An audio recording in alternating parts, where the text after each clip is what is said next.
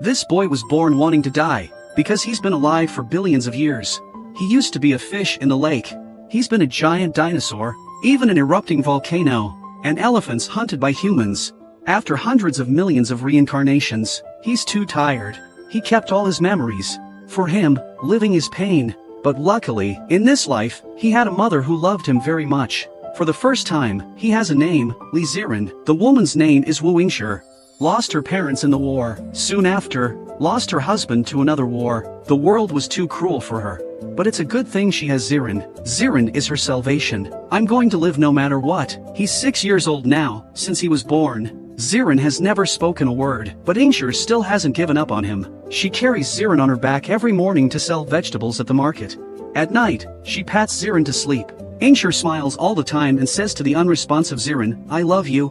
Ziren doesn't understand what she's saying though, but the feeling that comes through is warm. He didn't hate it. In this life, Ziren clearly feels that his body is different from his previous life. Waiting for his mother to fall asleep, he came out into the wilderness. He wanted to test his bodily functions. It just so happens that a police officer is in pursuit of the culprit. Just as the men were about to take the prisoner back, the lead man notices Ziren on the stake. He froze for a moment. He motioned for Ziren to come down. The boy takes a leap and jumps straight to the ground. He knew that it was the frog's ability. Immediately afterward, he leans down to build up his strength. He rushes towards the man like lightning. This is the cheetah's power. He raises his fist when he comes to the man. He blows one of them away. This is the power of the Argentine dragon. Ziren clearly feels. He has the powers of every life form he's ever experienced, and realizes that this will be his last life. Just as he was lost in thought, the man behind him had clenched his fists. He loudly questions who the boy really is. Ziren doesn't answer, just turns his head and smiles. He knew he could finally die. The captain sees this and attacks him directly. Ziren is sent flying to the ground. He slowly stands up and touches the wound. He found that if he was not conscious, the body's functions became normal. After giving the man a cold look, he prepares to simply leave. The man throws another punch. A punch lands hard on Ziren's head.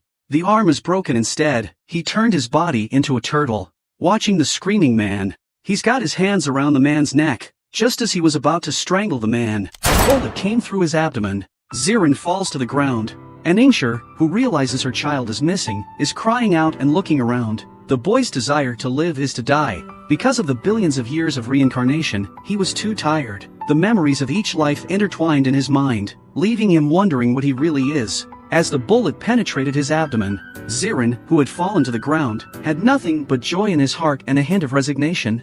Just when he was ready to accept death, once again, the gods played a joke on him.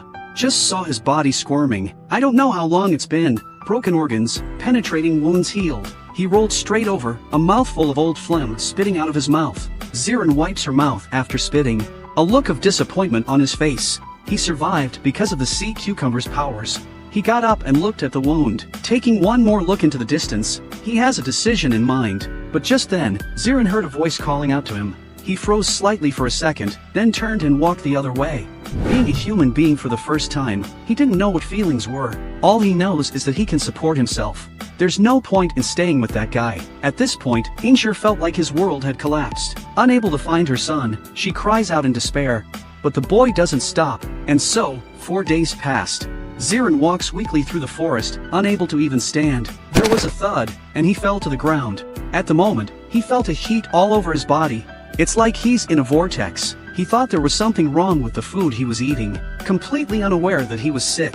Just when he was ready to accept death with open arms, there's a rustling sound in the jungle in the distance. A dirty woman appeared in front of him. Yingshi looks at his fallen son. She rushes at him like a madman. She takes Ziren in her arms. Hold him tight. Afraid he'll disappear again. Feeling the warmth, Ziren feels a little more energized. Watching Yingshi crying in pain, Ziren suddenly speaks up. Then you cry. Your Ziren wants you to smile and say I love you. Yingshi's eyes widen in shock. It's the first time she's heard her son speak in 6 years. Countless grievances come to mind. She hugged Ziren again and cried, crying harder than before. Feeling the warmth of a woman, a sudden flicker of emotion in Ziren's eyes, he decides to stay. But what he doesn't realize is that he's been targeted by someone else. The captain of the police department who survived. As for the child the inmates are talking about, he denied the existence of the child directly to his co-workers, because he had a crazy plan in mind. And so the days went by, but since getting Ziren back, Ingshur holds his hand wherever he goes, afraid he'll get lost again. Ingshur's love for him is so overwhelming. Whether it's being bullied at school, or hearing someone gossip about your son, she wouldn't hesitate to stand up for her son. Zirin knows that Ingshur is only good for him, and Ingshur fights everything in the world while caring for his son. That's how hard it is to be a mom. Slowly, Zirin familiarizes himself with the human body and way of life. Looking at the warm and tender woman in front of him, he didn't want to leave. Ingshur's hands are rough but warm. He wants to go all the way with this woman, at least in Ingshur's life. He once asked Ingshur, "Why do you fight every day?" Ingshur smiled and replied, "To guard the..." But the more important something is, the harder it is to guard, because to gain may mean to lose. The boy has been reincarnated a billion times. Each life has been a wish for death, but in this life he doesn't want to die. Because this gentle, tender woman came into his world, Ingshur changed his beastly existence, adapting Zirin to human life. And just like that, another 6 years. The boy is 12 years old. In 6 years, the town has changed dramatically. The streets got wider, the buildings got taller. Factories have appeared along the creek in front of Zirin's house. He doesn't know if it's a blessing or a curse, but Ingshur is sick. Look at the weak mom. The boy lowers his head in darkness. Regret not stopping her from eating that thing. Ingshur made Zirin a fish that day, but he instinctively spit it out just as soon as it was in his mouth. He doesn't know what the problem is. Ingshur sees her son not eating the fish she worked so hard to catch. She ate it all in a huff. She's been sick ever since. Zirin thoughtfully changed Ingshur's wet towel. She struggles to squeeze out a smile, telling her son not to worry. Seeing Zirin suddenly get up, Ingshur weakly asks if he is going to school. He doesn't want Ingshur to worry, so he nods his head. The woman smiled with all her strength and told her son to take care of himself. Zirin, who left, didn't go to school. Instead, he went out on the street and sold apples. Suddenly, a man came to him. Taking a bite out of an apple, he asks Zirin how much it is. What should come is finally here. The corners of the man's mouth turned up slightly. "I was going to arrest you before, but I wanted to see how monsters grow." Then asked Zirin why he was mimicking a human. Zirin looks indifferent and doesn't say anything. Captain saw this. He had his men handcuff him. Looking sinisterly at the boy, "I've sent for your mom now. I heard she's not in good health." Zirin finally reacts to hearing this. He builds up the strength to break free of the cuffs. He's out of the crowd in a flash. He's running like a madman to his house. The captain sees this and smiles with a grin of triumph on his face. He doesn't know what kind of disaster he's going to bring upon the world. Zirin crosses the stream, over the forest, finally arrived at the overcrowded door of the house. The man at the head of the group looks to Zirin. "Are you a child of this family?" Zirin nodded, confirming that the boy is the target. Several people are in front of him in an instant, ready to take Zirin away. The door to the room suddenly opens. Ingshur, hearing the commotion, sits weakly in the doorway. Ask what happened. Suddenly, she saw her son in the distance being held down by a man's shoulder, and even heard them trying to take him away. Ingshur was shocked. Shuddering, she rose to her feet, shaking and running to Zirin to get them to let go of their son. Looking at one of the menacing, she suddenly shouted, "Neighbors, there's kidnapper here." The man tries to stop but is pushed away. Seeing Ingshur trying to yell, the man's backhand is a slap in the face. A weak Ingshur is slapped to the ground. Zirin, who had been maintaining his sanity, suddenly angry at this moment. In a matter of seconds, everyone present went to hell. Ingshur looks at his son in shock. Ingshur calls out from a distance, "Oh Zirin." The boy turned around at the sound of the voice and looked at the woman who was about to cry. He knows he's in trouble again. But what was his fault? He simply wanted to protect Ingshur, and that's when it happened. There's the sound of a car behind him. The captain looks at the bodies on the ground without a trace of sadness. Instead, he had a smile on his face, turning his head to look at the crew. "How about that? I told you he was a monster." Hearing those two words, the boy clenched his fists once again, but a figure suddenly appeared in front of him. The boy wants to cut out his own heart, because the whole of his life fell in front of him. Ingshur is dead. Zirin wants to go with her mom, but then he thought of mom's dying wish. He gets up and takes a reluctant look at Ingshur after. With a clench of his teeth, he turns and runs in the other direction. The captain sees this and thinks Zirin has weakened, but actually, he's just picking out a good grave for them. The captain immediately took his men and drove after them. The reason he was in hot pursuit of Zirin, it's because of human arrogance and curiosity about the unknown. They chased them all the way to the wildflower field. See Zirin stop in front of the car. The captain froze at first. Then he laughed and got out of the car. "You're running. Why don't you run?" Zirin doesn't seem to hear him, raising his hands to cover his eyes. "I'm sorry for the people I killed earlier, for the people I killed today, and for those of you who will die now. They must all have moms, right? They're all loved. Just like me." I have made mistakes though, but what about you guys? Endlessly killing, destroying, even destroying everything. Seeing Zirin in this god-awful state of mind, the team is trying to get up there to stop him, but he was stopped by the captain. Zirin looks up at the sky with an expressionless face. I've always had a question. Why did I come here with the power of 10,000 reincarnations? Now I know. I exist to destroy all of you. Just finished speaking. Zirin leaps 1,000 meters into the air, falling like a cannonball. The people on the ground are frozen. Before they could react, the car crashed and people died. All that's left is the captain under the boulder. Zirin gives him a cold look. Slowly, he walks up to him and says, "Why did you come to mess with me? Why did you kill Ingshur?" He then crouches down and extends his right hand to build up his strength. There was a bang, and bright red liquid gushed out. After taking care of the man, Zirin finds Mom's body. Hold her, walk and walk. He doesn't know how long he's been walking. Maybe he's tired. It was as if he heard the words his mother had told him tens of thousands of times. Zirin speaks in a low voice, "I love you too."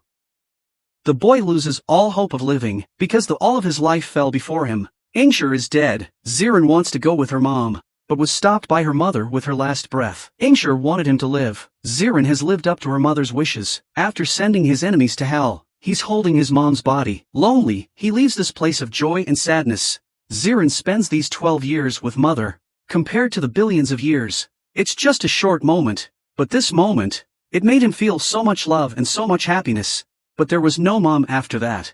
Zirin has nothing but pain in her heart. All that's left are mom's words, live. That's it. Zirin wanders aimlessly with her mother's dying wish, not realizing it's already winter. In the woods, a man is carefully eyeing a pheasant in the distance. He raises his shotgun and takes aim at it. Before the pheasant senses anything unusual, he pulls the trigger and sends the pheasant to heaven. Just as he's happy to pick up the loot, a child appears out of nowhere. Seeing that the boy is dressed in rags and thin, like a little beggar, the man immediately approached and asked him what family he was from. Zirin doesn't answer. Instead, he stares expressionlessly at the pheasant at his feet. The man didn't care. He lifted the pheasant and shook it. "How's that? It's fat, isn't it?" A cold light flashed in Zirin's eyes when she heard that. Power slowly gathered in the palm of his hand. Just as he was about to kill the man, instead, the man suddenly asks, "Where are your parents?" The simple question struck a chord in Zirin's heart. He couldn't help but bow his head and say, "Dead." The man heard this answer. Not a word of comfort is spoken. He took off his coat and draped it over Zirin, tenderly tidying him up.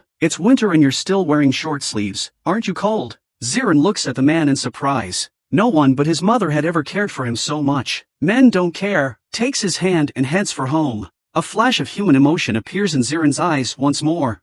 Soon, the two come to a room. The man happily greeted his mom standing in front of the house. The three men enter the house. A plate of tender chicken soon appears in front of them. Zirin looks at the food on the table for a long time. A sudden sound catches his attention. The man saw it and explained, "That's the sound of the construction site next door." But Zirin has a bad feeling about this. Seeing Zirin scowling, the man then asked him how he got to this place. Zirin picks up his chopsticks, just walking, and then he picked up a piece of meat and brought it to his mouth. The man froze right in his tracks at the indifferent look on his face. Reaching out, he hit him in the head. Zirin is also a bit confused by the sudden contact. The man smiled and withdrew his hand, saying, "You child, follow me to the city tomorrow. I'll check with the governor. See if there's a family you can trust. You have to go to school." Hearing this man's words of concern, Zirin's eyes widen in surprise. The time is quickly approaching evening, but Zirin couldn't sleep. It's been too long since he's felt warmth. Early the next morning, the uncle then took out his coat and put it on Zirin. He then thoughtfully rolls up his extra pants legs. Looking at this gentleman, Zirin's mood grows complicated. After everything is done, Uncle smiles and says goodbye to his mom, but that goodbye was forever. On the way to the market, Zirin looked at the uncle suspiciously. "Why doesn't Mom speak?" Zirin, who was silent, suddenly spoke. Uncle froze for a moment. Reaching out, he rubbed his hair fiercely, smiled and glanced at Zirin. "Mom is not silent. It's that she can't speak or hear." Zirin glances at the older man with her afterimage. "Why are you talking to her when she can't hear you?" Uncle paused for a moment and said, "Even though she can't speak, she needs to know. As long as it conveys our feelings, that's all that matters." While they were talking, it suddenly started raining. The rain is getting heavier and heavier. Uncle rushes to take Zirin into his arms, looking around for a place to get out of the rain. Soon he sees a cave in the distance. Uncle takes Zirin's hand and prepares to go to the cave to get out of the rain. But he doesn't notice at all. Above the cave is the construction site for the resort. Just see a tree stump wobble. Suddenly countless gravels slanted down. A mudslide erupted instantly and crushed the uncle in the cave underneath it. Pushed to the ground, Zirin immediately runs towards the crushed uncle, fighting to dig through the wood chips and debris on him. The uncle breathes heavily. What to do? Zirin looks at him immediately. Wait, I'll get you out of here. But the uncle spoke again. I can't die, Mom. Zirin freezes for a moment. Turns out he didn't mean himself when he said what to do. He worries about how his mom will live afterward if he dies. But God is so unfair. The gentle uncle closed his eyes forever. Zirin stops moving her hands. Looking up at the mountain overhead, the place where the construction is above seems to be a resort. He's digging up the uncle. Carry him back. But he looks up before he gets very far, then bowed his head in silence. Turns out it was the grandmother who came to the two with her umbrella. The grandmother looks at her son on Zirin's back. The umbrella in her hand falls to the ground. The gray hairs send off the black hairs. Zirin back at uncle's house sits alone on the doorstep after doing some work, thinking back to the people he killed. He thinks he should be relieved. But he's bitter now. He doesn't know what's right. Suddenly, he thinks of Ingshur's quote. Life is like a blank test paper. You should answer the question even if you don't know the correct solution. Zirin seems to have an answer in mind. On the day of the resort's ribbon cutting, a child walks slowly towards the happy crowd. The man in charge is stunned, a puzzled look on his face. He thinks to himself, how did a kid get past the guards? But he doesn't think much of it. He ordered his men to go down and drive Zirin away. But he's just getting close to Zirin. He saw the body behind him. The man was paralyzed with fear. Zirin walks up to him with no expression on her face. I won't hesitate any longer. You can all go to hell. That seems to be my answer. The boy just moved his finger and killed thousands of people, but he didn't think it was enough. Zirin wants to destroy the world, because of human injustice and the destruction of the environment. Mommy's dead. Even the mother and son who gave him a glimmer of warmth. They're all gone. Zirin no longer has the light in his eyes. He was alone with his thoughts for a long time.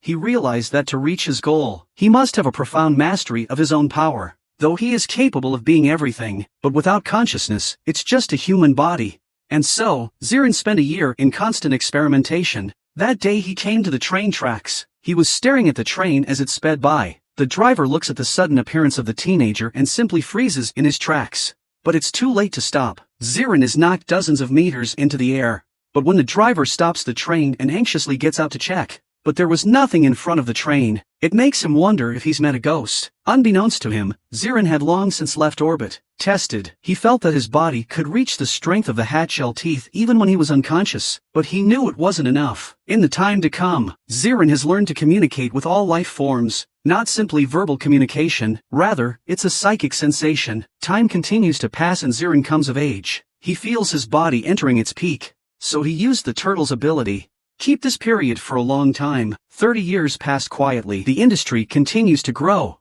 Growing pollution. But Zirin's appearance hasn't changed a bit. During this time, Zirin learns to communicate with everything. Water, plants, even the earth. But he clearly sensed that the earth was sick. It was slowly dying. Slowly Zirin is mastering all of his abilities. He can even synthesize his abilities. He thinks it's time to end this.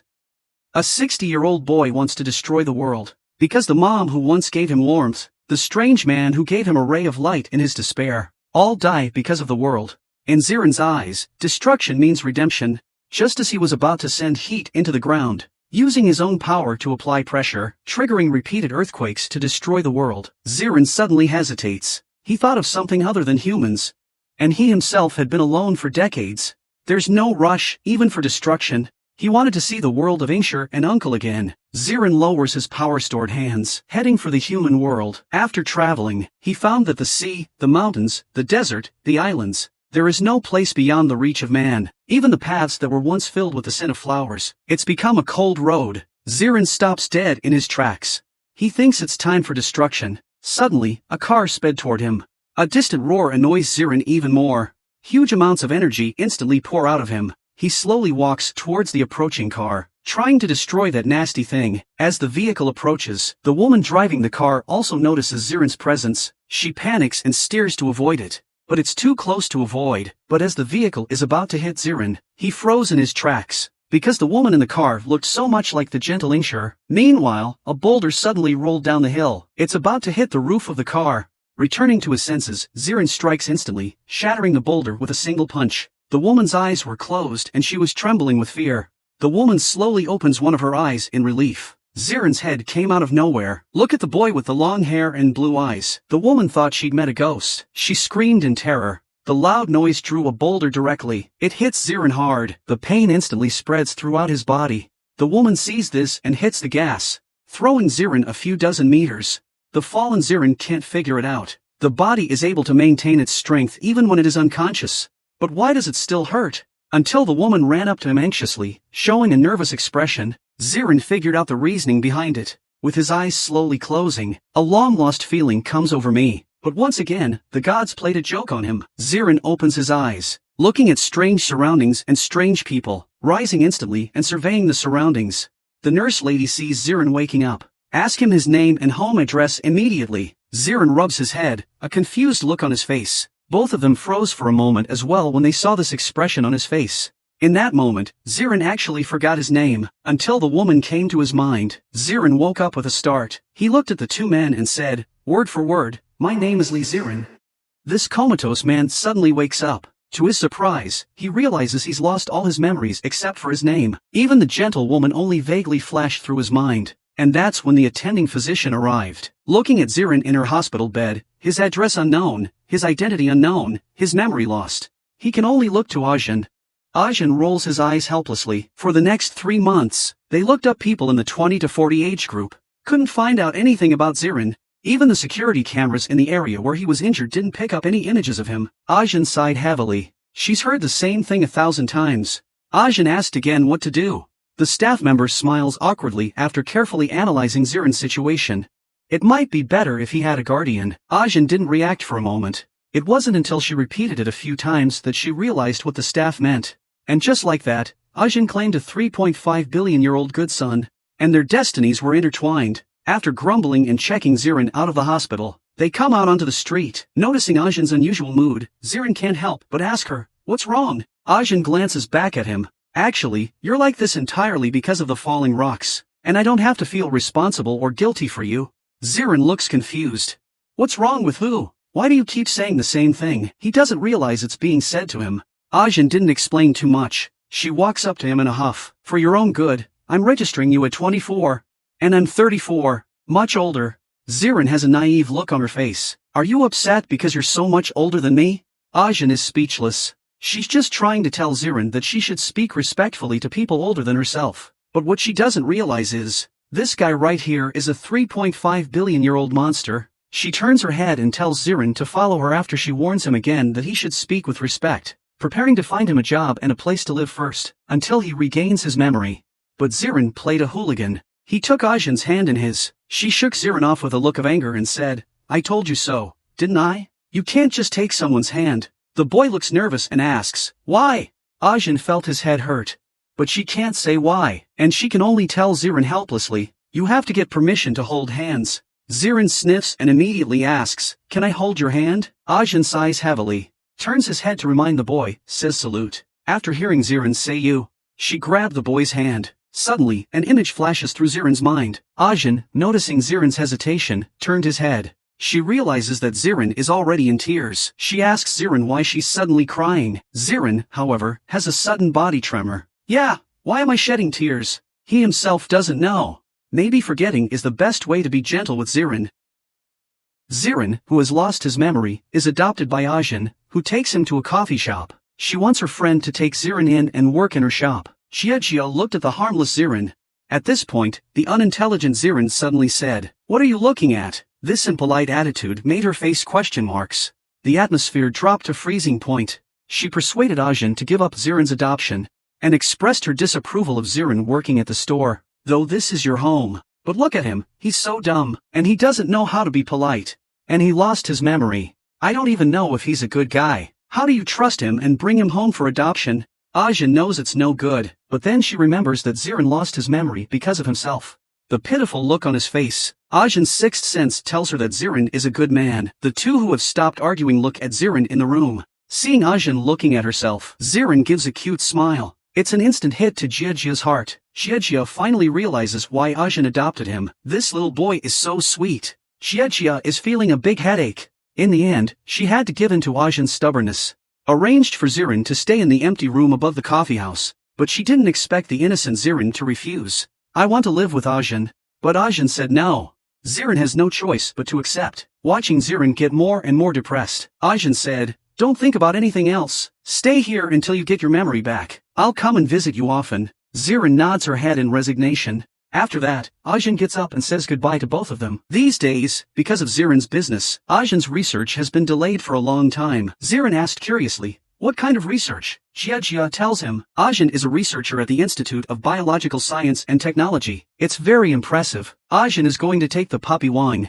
But just after releasing the leash, Wang immediately walks towards Zirin and rubs up against him. Jia is surprised to see this. I didn't think Wang, who was always afraid of strangers, would be so close to them. And Zirin watched the scene with mixed feelings. For some reason, he seems to envy Wang. Ajin can bring him home to raise him and be loved by Ajin. You're an enviable dog. The moment he touched Wang, Zirin's biodiffusion abilities were instantly activated. A foul, pungent odor causes Zirin to cover his mouth and nose. Accustomed to the smell, he slowly looks to the side of the van that reeks of corruption. Wang, too, growls wildly at the smell of corruption, and Ajin instantly recognizes it as a truck from his own tech academy. A calm Zirin realizes he has the sense of smell of a dog, and he also senses that the creature in the truck is a creature he's never seen before. It was a life form that was born because of the development of human selfishness. Although Zirin has lost her memory, but he can also feel the life forms in it emanating very strong feelings, like countless negative energies converging here. It's a sign of resentment from the bottomless abyss. It's an intense hostility toward humans. Will mankind actually perish because of selfishness and desire?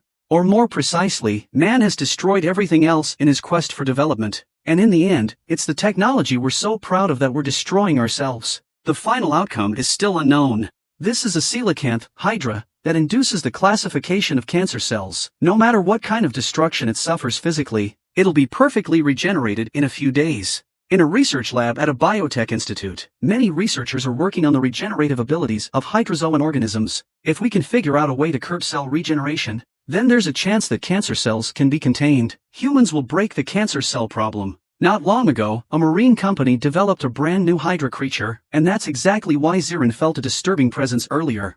This creature that shouldn't exist on Earth was created by humans. He was named Helm by the humans. It means leader. Earth is a perfect planet. All living things evolved from a single cell. Over time, a variety of creatures slowly evolved. From the beginning of life, animals have possessed the instinct to survive. They don't need to learn to acquire. It's an innate skill. All existence on Earth is a cycle of life and death. This cycle keeps the planet in perfect balance. Yet this immaculate planet has suffered from human overdevelopment, destroying the atmospheric ozone layer. Started global warming. Glaciers begin to melt and grow green plants.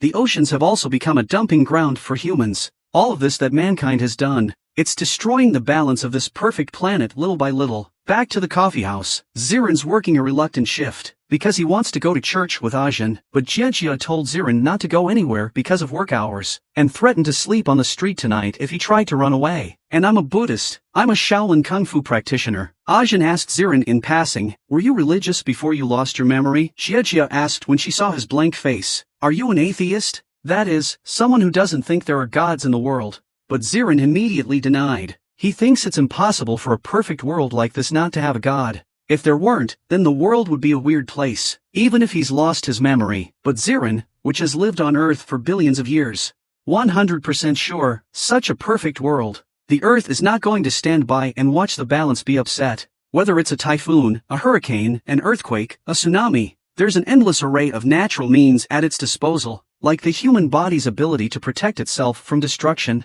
And if that's not enough, then the Earth will create the inevitable being that maintains the harmony of the scales. The instincts with which this being is endowed are to exist in order to destroy mankind, but no one knows that there are two beings on Earth with the same goal. One is held captive by humans, the other is temporarily amnesiac, forgetting his purpose, but in whatever guise the two exist, they're both destined to meet. What will happen in the end is still unknown.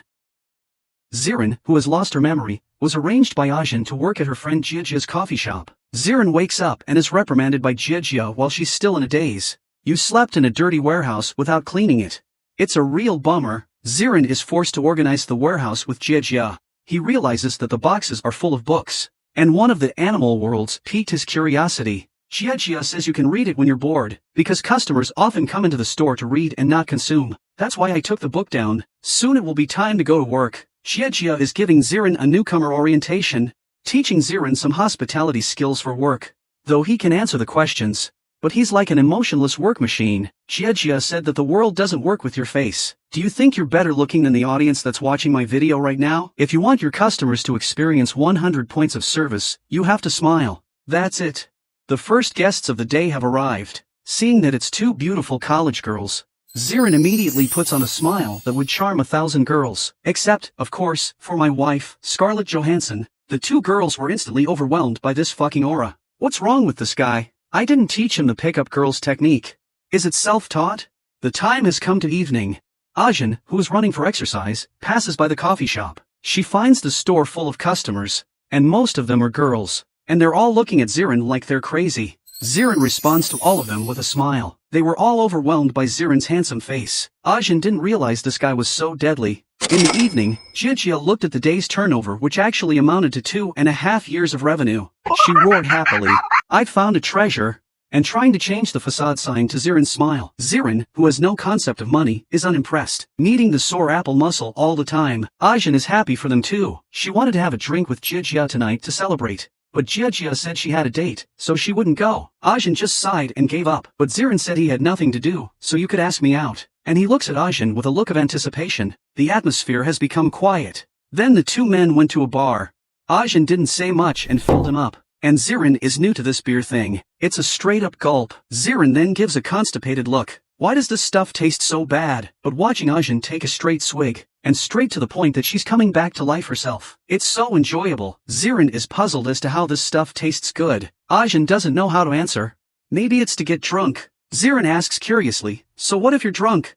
Ajin says that reality is unfair. A lot of people choose to drink and get drunk because of all the bad things in their lives, forgetting your troubles for a short time. Ziren suffers from memory loss. After listening to Ajin, he was inspired. He's looking at the beer in his hand. And then the two drunken cats are out on the street getting high. A drunken Ziren keeps burping. He says he'll never drink again. It's like the whole earth is shaking. The whole thing is so hard. Ajin laughed out loud and said, that's the flavor. Then Ziren turned into a gentleman to take her home. Ajin didn't expect this elm head to be enlightened, know how to be considerate of girls. At this point Ziren recalls a book. The secret of picking up girls is really good. The two of them then pass through a thicket. A flickering firefly catches Ajin's attention. She can't help but exclaim, it's so beautiful. But Ziren mistakenly thinks she likes the light. Watching the fireflies, drunken Ziren unconsciously evolves biotic abilities, emitting his body like a firefly with a gentle bright light, drunkenly asking, am I pretty too? You're an awesome kid. The earth has given you the power to destroy mankind, and you use it to get girls? Drunkenly, he's oblivious to the fact that he's exposing his powers. Ajin is too scared to move. It took 2.5 minutes to realize that she had seen a ghost. She was completely sober. Having gone to school, she couldn't understand why humans glowed. Dumbfounded, she subconsciously turns and runs. A glowing Ziren catches up and yells, danger ahead. But it's too late for Ajin to react. The body can't stop and trips over a rock, leading him off the cliff. Her unbalanced body sends her plummeting toward the abyss. In this moment, the sleeping power of Ziren's body awakens completely. The vague memory of important people dying in front of him flashed through his mind, recalling the cheetah abilities of the animal world. Ziren evolves the speed of a cheetah rushing towards a cliff, appears over Ajin in a flash, and his expression changes back to its usual dead silence, diving at the speed of a peregrine falcon. Catch Ajin without a hitch. Dumb Ziren gets this close to Ajin for the first time. An inadvertent blush spreads across his face. At this point, Ajin is trembling with fear. Inside the Bio Institute early the next morning, Ajin, who has not yet sobered up, went to work with a sluggish face. The crowd is studying the biometrics of the helmsman, steel. It's been found to have an extremely fast regeneration rate. No matter what the damage, it can split and regenerate as a whole. And then the chief took out a bottle of scientific sulfuric acid, dropping it into the steel container.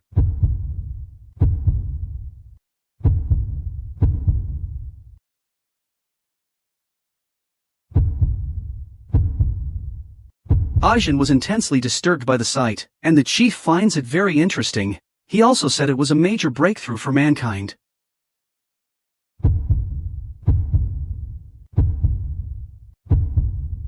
After researching, Ajin vaguely asked the chief. Do humans have the potential to evolve animal abilities in themselves? Simply put, humans have the speed of cheetahs or the strength of dinosaurs, etc. And the chief of the section said with a deep look on his face, this kind can no longer be called human, but a monster.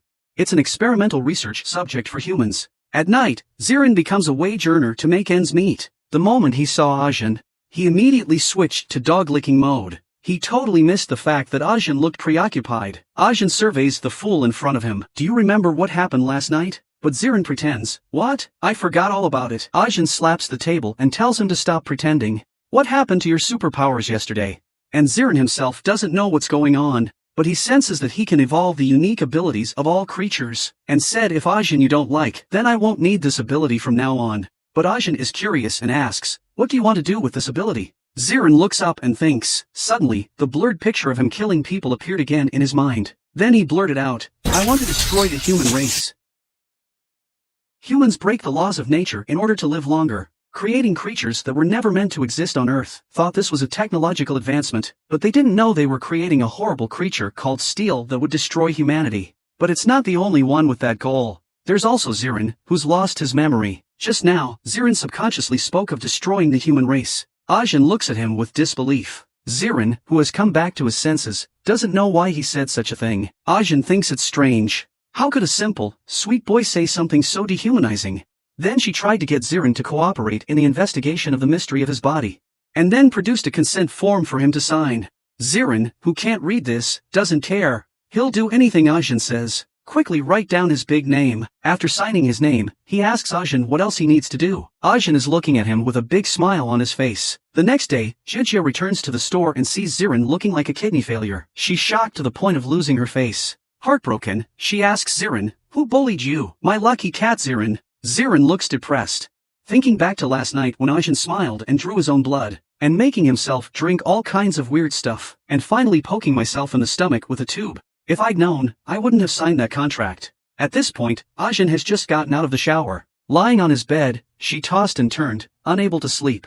There's an uneasiness in her heart. She keeps thinking about Zirin's words, exterminate mankind. Ajin always felt that something terrible must have happened to Zirin before he lost his memory to make him hate humans so much. Early the next morning, she took Zirin's blood to the institute for testing, but 3 consecutive tests came back with ordinary male blood sample. A co-worker on the sidelines is puzzled. Why is Ajin so fixated on this blood? Ajin just made a quick comment and left. She looks at Zirin's blood in deep thought. There is nothing strange about Zirin's blood, but why does he have that magical ability? It's beyond human scientific knowledge. This moment, the common sense she'd been taught about science collapsed in an instant. Just as she passes the entrance to Steele's lab, Steele's tentacles begin to wriggle. It's as if Zirin's blood has attracted it. Steele stirs wildly as if electrocuted, like it's trying to break out of a bottle. By the time the researchers realized it, startled by Steele's state, and even accidentally knocked over Steele's container, the chief can only watch as the container falls. A strong sense of unease sweeps through his body in an instant. And at that moment, Zirin senses that a horrible creature is awakening. Steele, who escaped from the container, seemed to have awakened consciousness. A writhing tentacle crawls madly toward the two. The chief immediately sent his men to get the containers, but Steele's tentacles began to grow. It pierces the skin of the chief. Scientist accidentally breaks a container. A horrible thing was released that could destroy mankind. And at that moment Zirin's pupils in the coffee shop contracted. He sensed the appearance of a being more terrifying than himself. And that's in Ajin's direction. Steele out of bondage, exuding intense hostility toward the humans studying it. Chief On rushes to have his men bring in new containers. He doesn't know that danger is slowly approaching. Suddenly he feels a stabbing pain, only to see Steele's elongated tentacles bite through his fingers. Just as Chief Anchor looked at Steele in horror, strangely enough it retracted its tentacles, and it's discharging a strange black liquid. It's slowly shrinking in size, until finally, there's no sign of life. Chief Anku hurriedly looked at Splinter. Steele shares a nervous system with its Splinter. It's only logical that if the body dies, the Splinter should die as well. But they're fine. Chief Anku doesn't think it's that simple. A sudden sharp pain eats away at his arm. His fingers are twitching wildly without control, so it's Steele's nerve cells that are eating away at him step by step. The intense pain made Chief Anku keep screaming. Ajin, who heard the commotion outside the door, rushed into the lab. She saw Chief Anku foaming at the mouth. Ajin was just about to call an ambulance, but Chief Anku's eyes suddenly glowed red as he stared at Zirin's blood sample.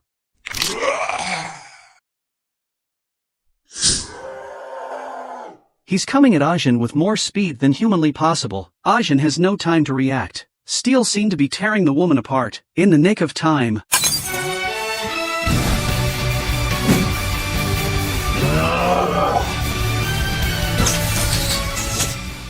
Zirin uses his electric eel powers to electrocute Chief Unku to unconsciousness after. Zirin turns around and asks Ajin if she's okay, but Ajin clearly hasn't recovered from the shock. A co-worker looks at Zirin, who was a bit overly concerned, thought he was Ajin's boyfriend, then he looked at the wound on his hand. That's the wound he got when Chief Unku was rioting. But he doesn't take it seriously, totally unaware of how serious this could be. Zirin then casts him a malicious look. Zirin clearly senses an eerie aura emanating from his body. He is too frightened to look Zirin in the eye. After the thing, Chief Enki was put in an ambulance. Everything doesn't seem to be in danger, but his fingers are twitching uncontrollably. Ajin asks Zirin, "How did you know I was in danger here?" Zirin doesn't know how to answer either. It's a hunch. Zirin wants Ajin out of here, because it's not safe here anymore. And Ajin's co-workers are clocking out, and his hand began to twitch uncontrollably. Zirin tells Ajin to get out of here. It's not safe anymore. Then he took Ajin's hand. He's trying to force her to leave the institute. Ajin shook his hand off. Angrily, she asked, "Why should I go? What exactly is the danger?" At this point, Zirin doesn't know how to answer, but his own instinct is to sense danger and make Ajin believe in himself for once. Ajin looks at his anxious face. Although it was sudden and unbelievable, she chooses to believe Zirin. The two then drove to a deserted location. Ajin took a few days' leave from the institute on the grounds of illness. Zirin is relieved. At this point, Ajin pulls out Zirin's blood report. It shows nothing like a normal person. Looking at the test report, Ajin is in deep thought. Combine this with his unconscious comment about destroying the human race and magical animal powers. It always felt like he was a threat to humanity. There's too much mystery about him, but she still trusts Zirin. Then Ajin suddenly asks Zirin, "Do you like me?" Zirin didn't hesitate to answer, "Yes." Then Ajin asked, "So do the others like it too?" Zirin's eyes become eloquent and silent. Indicates little thought for the others. But Ajin cuts to the chase, "You loathe other human beings." And then the two of them got out of the car. Ajin wants to correct Zirin's antisocial behavior towards humans. She's sure that something happened to Zirin before he lost his memory that made him loathe humans, but Ajin says she hates humans sometimes. Mortgages, car loans, and the like are a pain in the ass. But that will pass. Apparently Zirin wasn't listening to what she was saying, but that's what Ajin is curious about. "Why do you only like me?" Zirin doesn't answer and takes her to see the other side of the sea. Fingers to the endless sea. And Chief Unku, who woke up in the hospital, suddenly, he opens his bloody mouth. Uncontrollably, he bites the doctor's hand. The doctor is in so much pain that he lets go and asks what's wrong with him. And it's only then that Chief Un comes back to his senses. He's just saying he's sorry. The doctor is afraid he'll bite himself again, turns around and curses and walks away. He doesn't know what's wrong with him. Looking at the finger bitten by steel, thinking back to the doctor's report that his physical tests were normal, he realizes this must be Steel's doing. It seemed to be eating away at his consciousness step by step. I'm afraid that at this point in time, with the technological means available to mankind, it's impossible to fully decipher a being like Steel. He had to go back to the institute to find out what was wrong with him. And inside the institute, Lien, who's been scratched by Chief Enk, is dozing off. A mosquito flies towards him. It sucks his blood greedily. The blood-sucking mosquito is content to fly away, and this mosquito receives a signal of consciousness. That's Steel's consciousness. Exterminate the human race. It's a mosquito with a zombie-like virus. In its bite and in its human-to-human transmission, the number of infected people has reached 289, and the number continues to rise. And the source of all this virus is a creature called Steel. It's parasitizing its creator. Chiefin serves as a parasitic carrier for Steel. He realizes he's already in a symbiotic relationship with Steel. In less than a day, through Steel's neural network, he can sense that the number of infected people has reached 280,000 worldwide, and he can control the consciousness of anyone infected with the virus. He can do whatever he wants. He named it the thread manipulation virus, playing puppet with strings like a god. The power of life and death over mankind. This is dangerous for humanity. And there are two options before him. A is the plan to save mankind.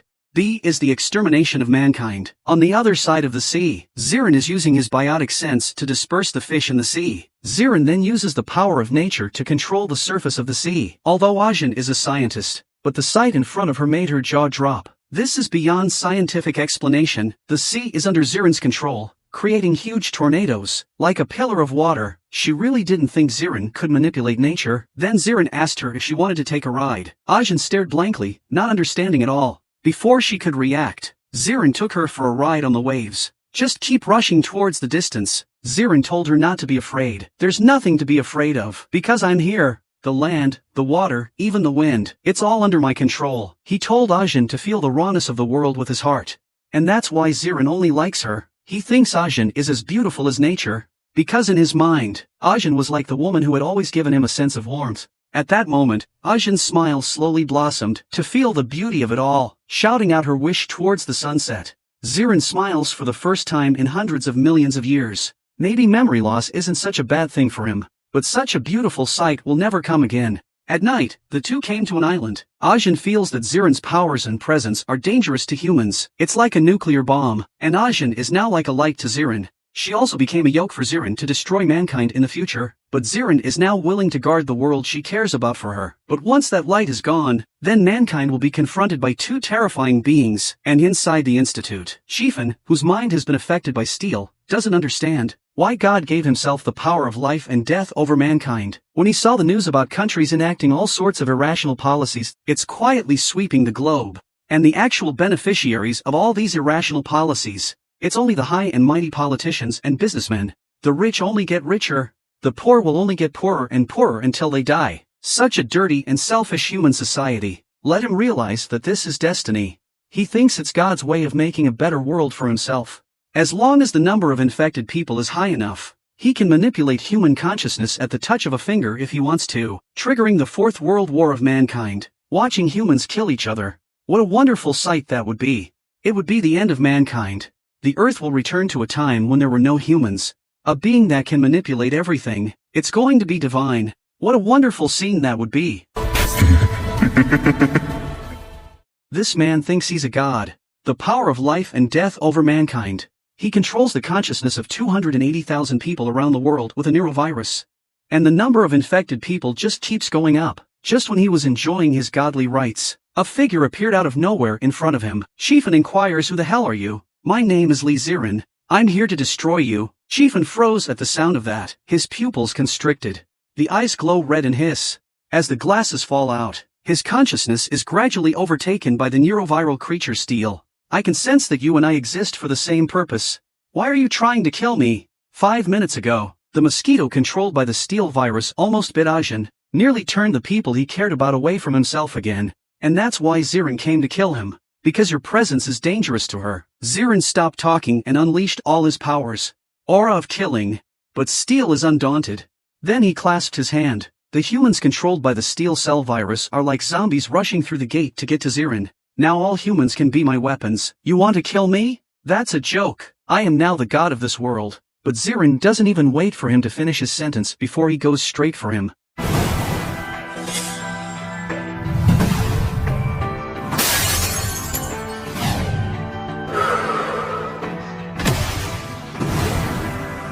"You're a really weak god." Zirin lifts his collar, taking him higher and higher into the sky. "Fly away from the city." A massive impact sends him flying into the countryside. Heavy impact on a stubborn rock, instantly causing him to spit blood from his mouth. But a few seconds later, Steel's regenerative cells let him recover from his injuries. And that's when Zirin came to him. Zirin thought it was strange why he couldn't die. In that case, Zirin lets him enjoy the ultimate in violent aesthetics. "One hit won't kill you, then let's throw more punches." Even if Steel gets his front teeth knocked out by Zirin, he still didn't go down even after being beaten to a pig's head. The injured parts are also recovering quickly with the regenerative cells. A set of damage. Zirin wonders why this guy isn't dead yet. The two just look at each other speechlessly. "I can't beat you, but you can't kill me either." Zirin grabbed him by the neck with one hand and asked him, "What would it take to kill you?" That's when Steel finally started to fight back. It's trying to infiltrate the virus cells into Zirin's body, but it doesn't work. And Zirin asked he was stupid. "Why are you squeezing my hand?" Steel then opens his hands. At once, countless birds and beasts came rushing in. Manipulation of all life is about to erode Zirin. Zirin smiles scornfully at this. A stomp of his foot instantly shatters the earth. The strong vibration tripped all of the charging beasts to the ground. A casual throw sends Steel high into the air. Zirin triggers the jumping ability of kangaroos and antelopes, jumping full force at Steel.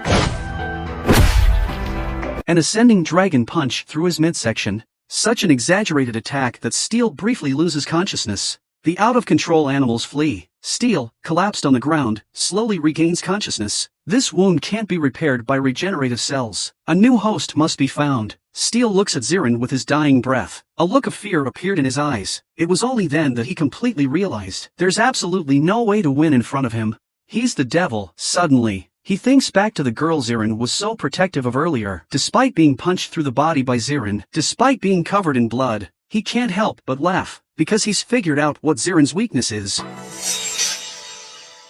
Steel controls a flock of crows flying in. Let the crows gnaw themselves clean. A scene so insane it makes Zirin look away. Reacting, Zirin realizes something is wrong. He tries to stop the crows from eating, but it's too late. He realizes that the steel breath that Chiefin gave off has completely disappeared. In a split second, the breath of the evil being is already in the air. Turns out Steel wasn't trying to kill himself by letting the crows gnaw on him. Rather, he was transferring his body to parasitize the crows. After Steel left Chifin's body, he slowly regains his consciousness as a human. Stop Zirin and ask him for something very important. There's a folder on my computer that saves humanity.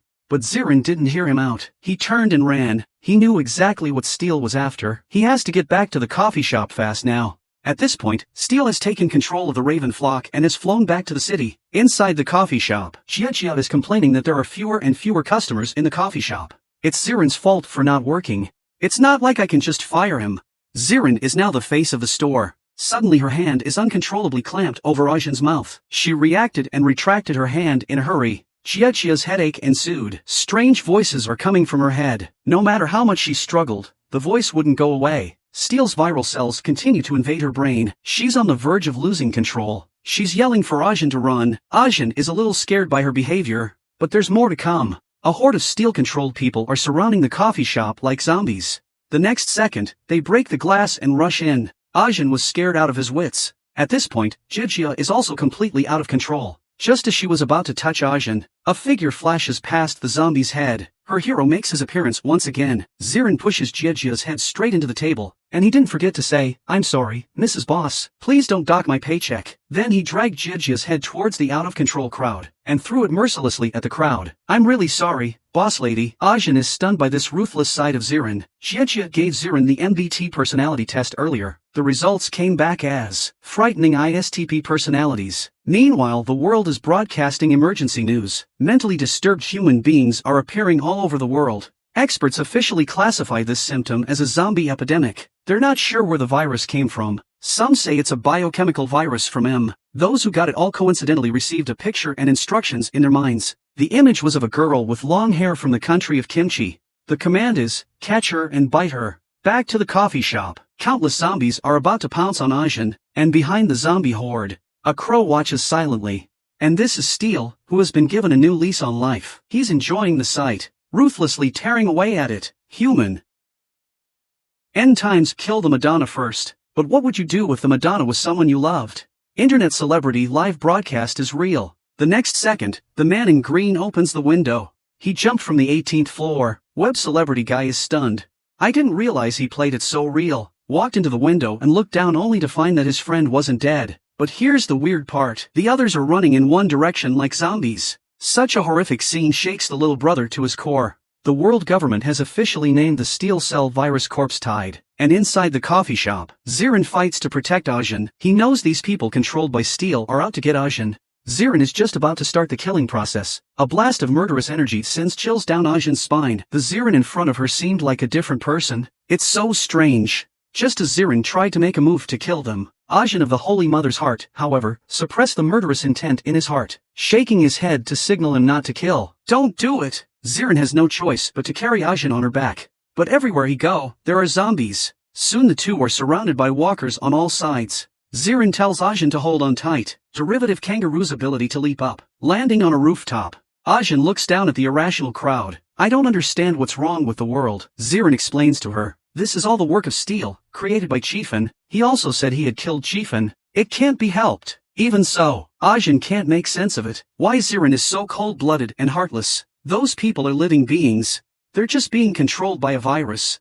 You can't kill people. Here, I want Jesus to come down from the cross and let Ajin go up. Kick your ass to the box and let Zirin have his killing spree. Then Ajin turns his head and walks away. She wants to go back to the institute to see if there are any clues to solve this crisis. Zirin was just about to take her hand and carry her to the institute. But Ajin slaps it away, and says she can't understand Zirin's mind, simply cold-blooded, and telling Zirin to stop following herself. Zirin freezes in place for a moment. In a vague memory, the warm woman never shook off her hand. Watching Ajin's back as she walks away, Zirin seems to have figured it out. Trying to protect the people he cares about. You have to honor your first wishes. That's when the rooftop door was broken. The zombies hiss and pounce on Ajin. It's about to touch her. Zirin's fist suddenly appears in front of her. A simple punch kills the zombie instantly. Blood is flying. It's incomprehensible, isn't it? You still don't understand why I kill people? It's a simple reason. Those fang-filled hideous creatures want to take away my only spiritual anchor. Mercy to the enemy is cruelty to oneself. I've already lost once. Whoever wants to touch you, all must die.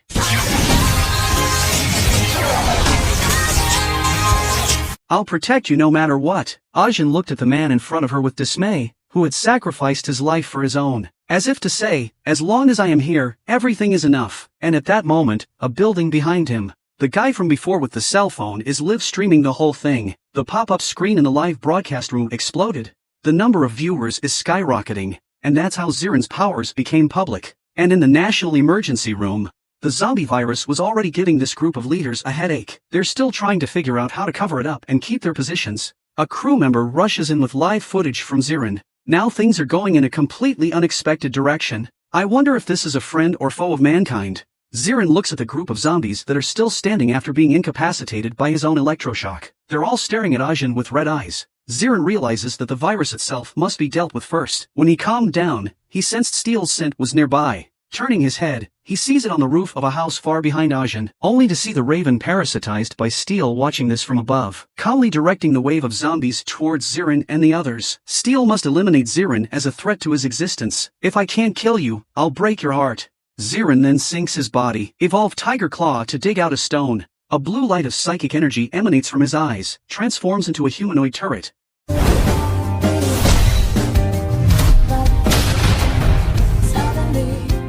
This is a raven that can control zombies. Zirin uses the bear's power to evolve a tiger's claw to dig up a stone in the ground. Zirin aims at the raven Steel with an eloquent blue light in his eyes.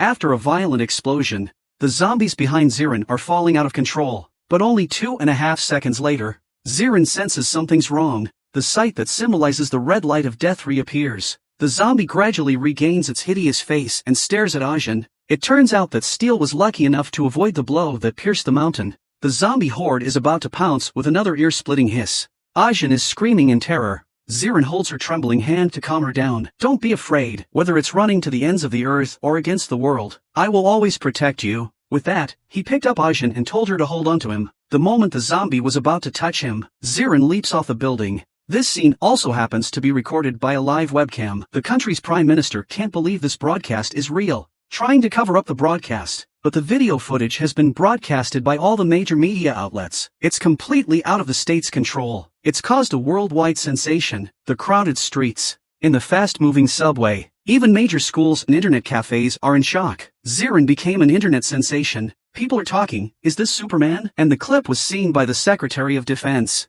But in his eyes, Zirin wasn't a superhuman hero. It's a monster. At this point, Zirin is running with Ajin on his back. The zombies are in hot pursuit. Steel's controlling a flock of crows. Zirin breaks in a hurry, and he gets annoyed, not realizing the real danger was behind him. Steel suddenly attacked Ajin. Zirin looks at the raven that suddenly appears in front of him and slowly falls down. A strong feeling of unease rises in his heart. He turned his head and saw Ajin's cuts from the crows. Zirin freezes in place for a moment, not knowing what to do. The chasing zombie horde suddenly stops. The people under control have all regained consciousness. They have no idea what just happened, and also don't know how they got here. Zirin looks at the raven that was originally parasitized by Steel proper. It's completely devoid of life. He knows Steel's purpose has been served, and Ajin still doesn't know what's going on. Then Zirin told Ajin, Steel has successfully parasitized you. There is only one way to save you now, and that is to cut off your entire arm. Ajin's face went white with fear when he heard that. Before he could react, Zirin was about to make a move. Ajin backed up and yelled, the virus cells have spread throughout the body. Cutting off the arm won't help. You're a fool. Then the two of Ajin drove back to the research institute. That's where it all started. Maybe there's a way to save herself there. And the government at this point had identified the source of the steel virus, also got the research logs of the previous host, Chifan, and his computer data. It's detailed in there, the whole process of how Chifani became sick after being bitten by steel, and the A document that can save humanity. The officer looks on in disbelief. And there was only one way to save mankind, and that is to kill Steel's host. Whoever it is, the officer who reads the information is relieved. Luckily, the method is so simple. Unaware of the situation, the two have returned to the institute, only to find the place heavily guarded. Ajin identifies himself as a researcher, says she's going in. It's a matter of human survival. At the same time, government officials learn of Steel's parasites is appearing at the institute with a mysterious man inside the live broadcast, so he sends a man in a suit to talk to them. The man in the suit asks Zirin and Ajin to cooperate with him for questioning. With that, he asks the two to separate for a while. Ajin says time is running out. She has to go to the research lab herself to make sure, but he kept asking them to cooperate with him. Let the soldiers take Ajin away. Zirin is instantly pissed off. What do you want? With one look, the soldiers all raised their guns in fear. They were afraid that Zirin, the monster, would do something terrible. The man in the suit is trembling with fear at the look Zirin just gave him. He forces down the fear in his heart. Once again, he asks Zirin to cooperate with him. And the sight of the soldier raising his gun in front of him reminds Zirin of a blurry image of someone shooting at him. Zirin signaling them not to point their guns at himself and Ajin. Otherwise, they'll all die. The man in the suit calms Zirin down. Or we'll have to shoot. Zirin was just about to kill them. But Ajin stopped him. She doesn't want to see Zirin kill for herself again. Zirin lowers his head helplessly. The man in the suit sees Zirin calm down, immediately signaled the soldiers to take Ajin away for investigation. When the two are separated, Ajin reassures Zirin that she doesn't need to worry about herself. This is a simple inquiry, but when we get back to the institute, Ajin couldn't understand why they handcuffed him.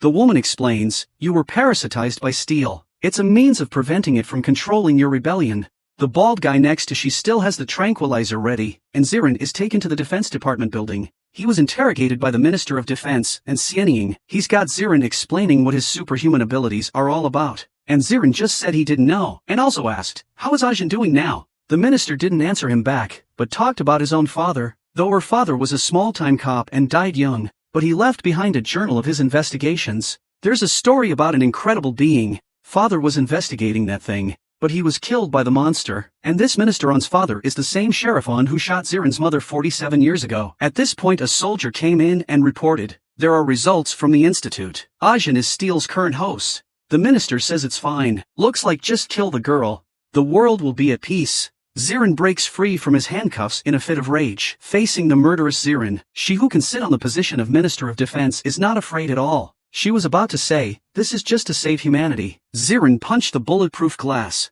minister and told him not to waste his energy. "Hear me out first." With that, she took out the picture of the monster from her father's investigation journal. "Though it seems impossible at your age, but you look so much like that monster. And your powers, then it all makes sense. So you are that monster, am I right?" That's Zirin and Eiko on top of the photo. When Zirin sees the woman in the photo, he remembers for a split second why he wanted to wipe out the human race. Lost memories suddenly flooded his mind like a tidal wave. The woman who was always there for him. The woman who always says, "I love you." The woman who protects himself with her life. The warm woman who kept appearing vaguely when she lost her memory. It's Mom.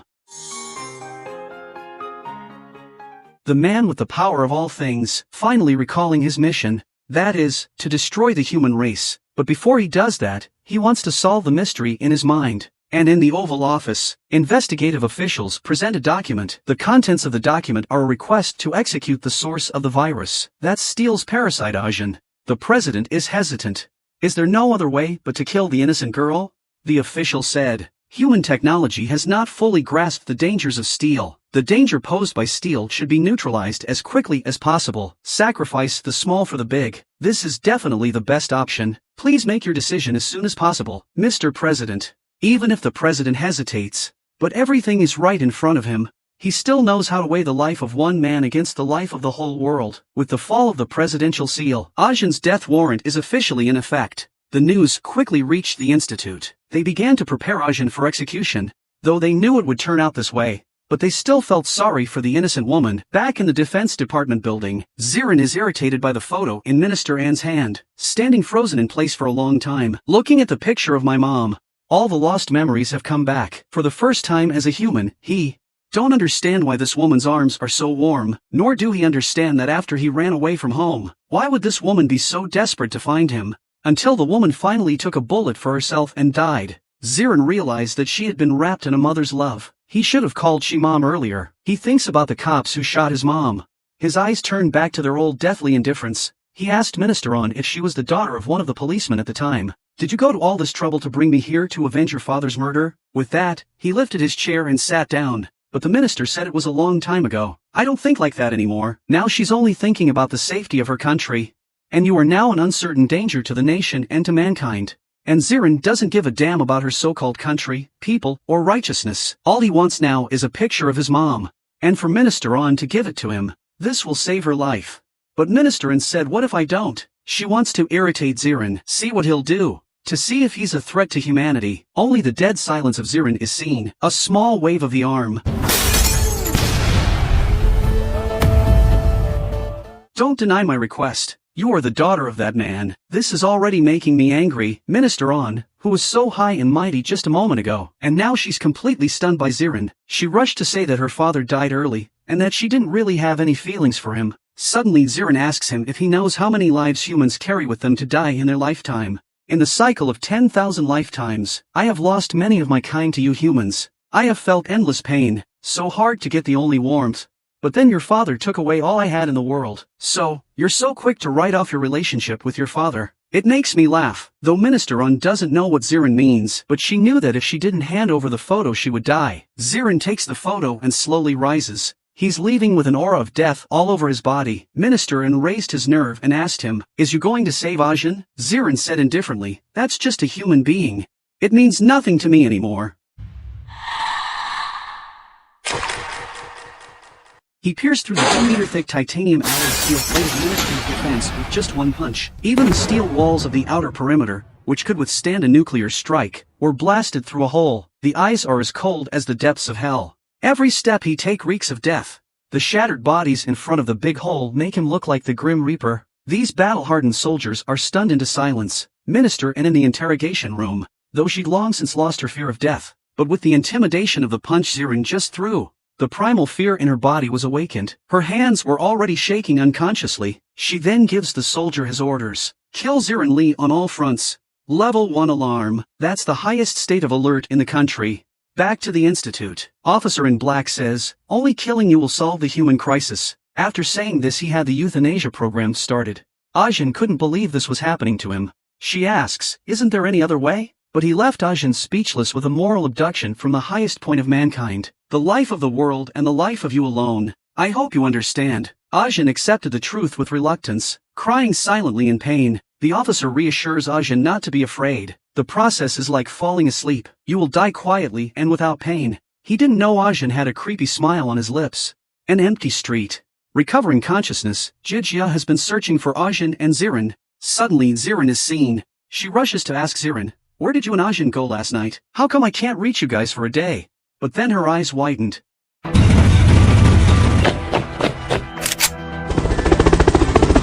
The legions, led by the tanks, are all pointing their guns at Zirin. Such a big scene confused her. She has no idea what's going on. Zirin glances at Jijia with indifference. The doubt in his mind has not yet dissipated. He wants answers. And at the institute. At this point, the steel inside Ajin begins to awaken. Suddenly the control researcher hits the officer with the sedative. But here's the strange thing. Ajin's consciousness wasn't fully appropriated by steel. With the soldier leader's order to open fire, one of the tank's shells was fired. There's a total disregard for the innocent Jijia. Looking at Jijia, who was so scared she couldn't walk, Zirin remembers the days of her part-time job. And the woman who made herself miserable.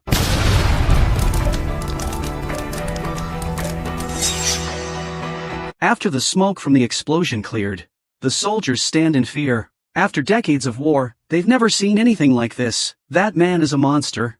Zirin took a tank shell with his body, and used the power of nature to raise a giant wall to protect Jijia. And he's in over his head. He doesn't understand what kind of feelings he has for them. Is it family or friends? Or a stranger passing through during amnesia? He knew Ajin wasn't mom.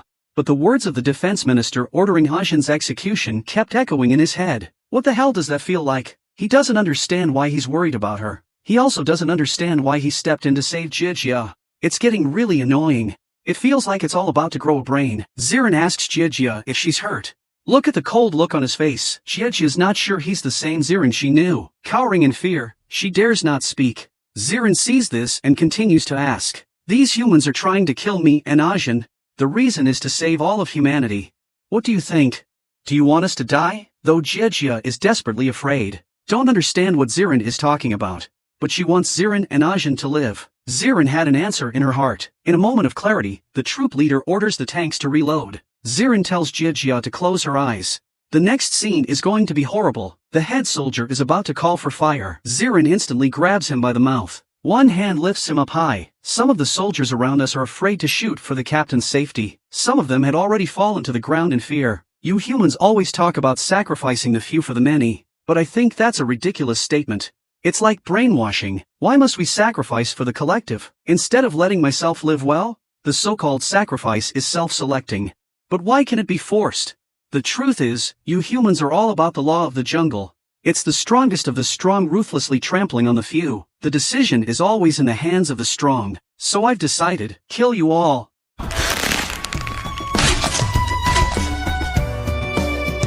Zirin, with his hands full of orange juice, remembered what it felt like to slaughter humans as a child. That long-lost feeling is so pleasurable. It's also nostalgic.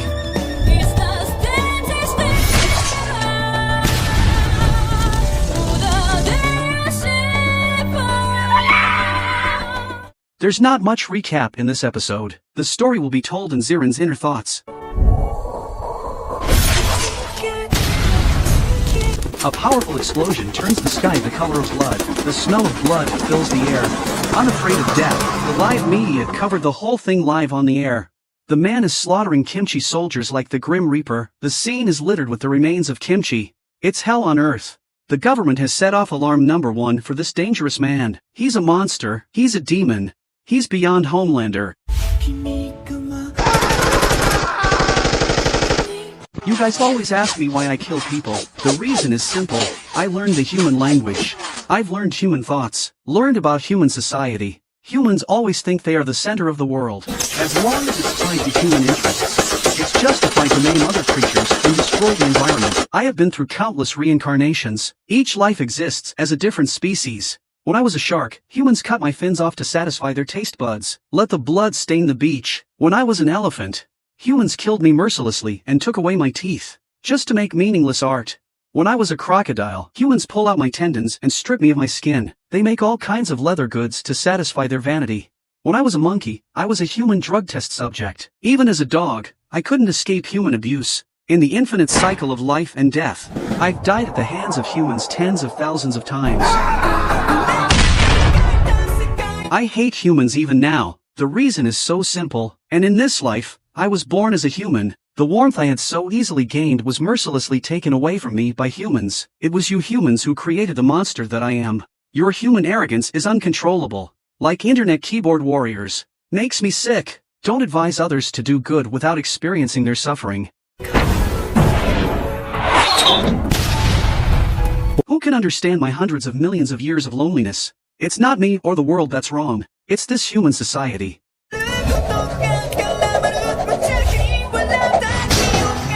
But that warmth that once gave me a human heart too. It changed me and made me want to protect the people I cared about. But there are always humans who are stupid enough to challenge me.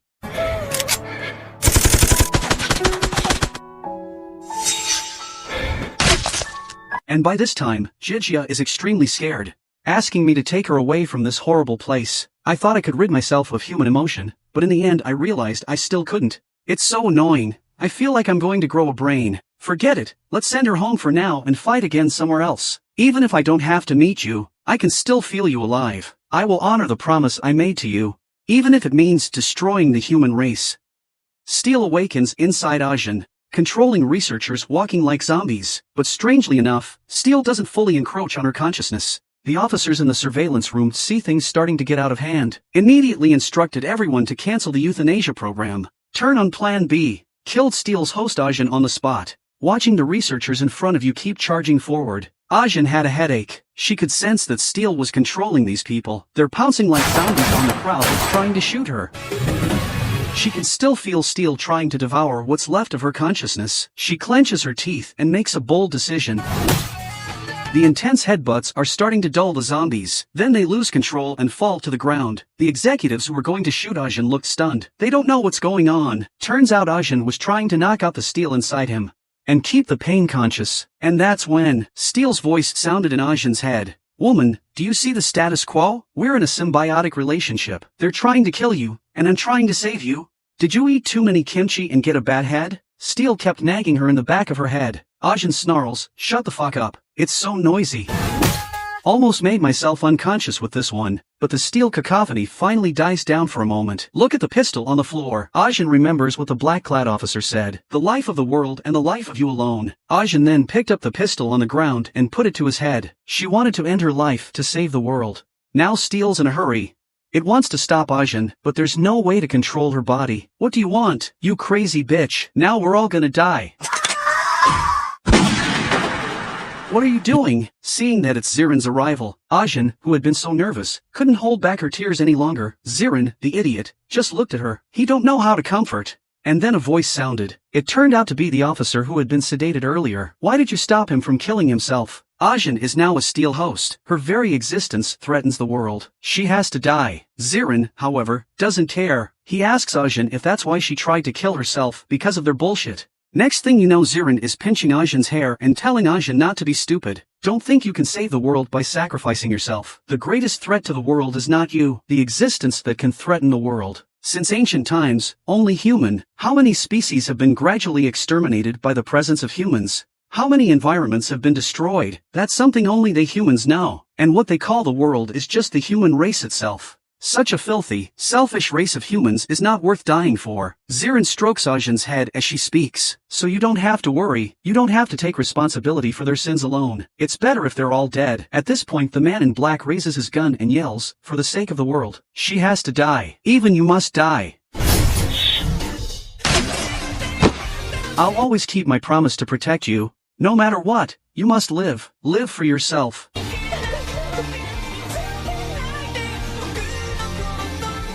The man was just about to shoot the woman who could threaten the very existence of mankind when Zirin kills him in the next second. Ajin looks dumbfounded.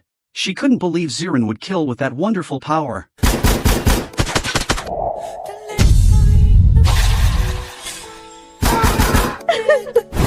Ajin cries out for Zirin to stop killing people. Hear Ajin's cry. Zirin stops what he's doing. But in the face of Ajin's weeping pleas, Zirin still kills him with a single handshake. You need to stop being such a saint. It just makes me sick. Ajin is devastated. She fell to her knees and cried. Looking at Ajin, who was crying and trembling all over, Zirin, the idiot, has no comfort in him. And he thinks like steel. Before these guys were going to kill Ajin, kill them first. In human terms, it's called self-defense. Ajin thinks he's full of shit. The sadness in her heart turns to anger. You're killing innocent people. She asks Zirin, who the hell are you? Where is the old Zirin? If you judge people for who they are by their behavior, then the me that lost my memory before was just a shell. And now I've got my hands full of orange juice. I'm the real Lee Zirin when it comes to slaughtering people. But one thing about me hasn't changed. I will protect you even if the world ends. At this time, a large number of kimchi soldiers have surrounded the institute. Zirin is going to take Ajin out of here. But Ajin shook off Zirin's hand. She said, I'm going to die here no matter what. She knows how dangerous steel is. Bent on ending her life here, resulting in Zirin's instant annoyance, Thunderbolt is released from his hand. He wants to give this holy mother a big slap in the face, make her realize what's going on. And Ajin felt a strong fear of death. She can feel that Zirin really wants to kill her. But it turns out that Zirin was only angry for 2.5 seconds before letting out a deep breath. Almost lost my mind with you. Just now I wanted to chop off your hands and feet and take you away by force. After all, you have Steel's regeneration cells inside you. But I'm afraid you'll die on the way. The atmosphere was awkward. Ajin was completely frightened by his operation. But a calmer Zirin still doesn't want to see Ajin get hurt. And he makes Ajin confess. Do you really want to die? Do you really not fear death? See Ajin's silence. Zirin begins to tell the story of her life. I have lived for 4.5 billion years. I've been through countless births and deaths. No matter what kind of pain I've experienced, I never thought I'd end my life. Even in my most desperate moments, a light shines through to give me hope. And I am that light for you? So you're lying. You want to live. Zirin saw right through Ajin, tearing down her disguise without mercy. At this point, Ajin couldn't hold back any longer. She fell into Zirin's arms and cried, Who would give up their life when they have the power to take on the world? Who would not want to live for himself? Maybe it'll all be Homelander. Man on rooftop with a cold face. He's as silent as death, defying the 25,000 kimchi soldiers below. The kimchi soldiers have been dumbfounded by his aura. Zirin tells Ajin to close his eyes. This next scene is going to be scary. Ajin takes one last look at the humans before Zirin makes his move. I'm really sorry.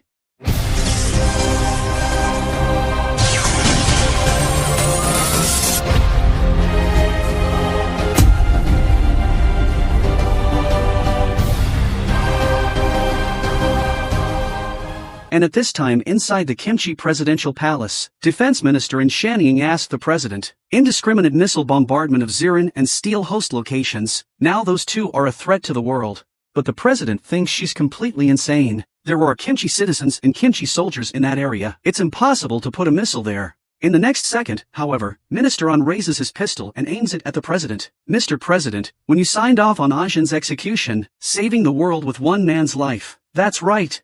And I have now decided, sacrifice a few to save the world. And I did the right thing by doing so.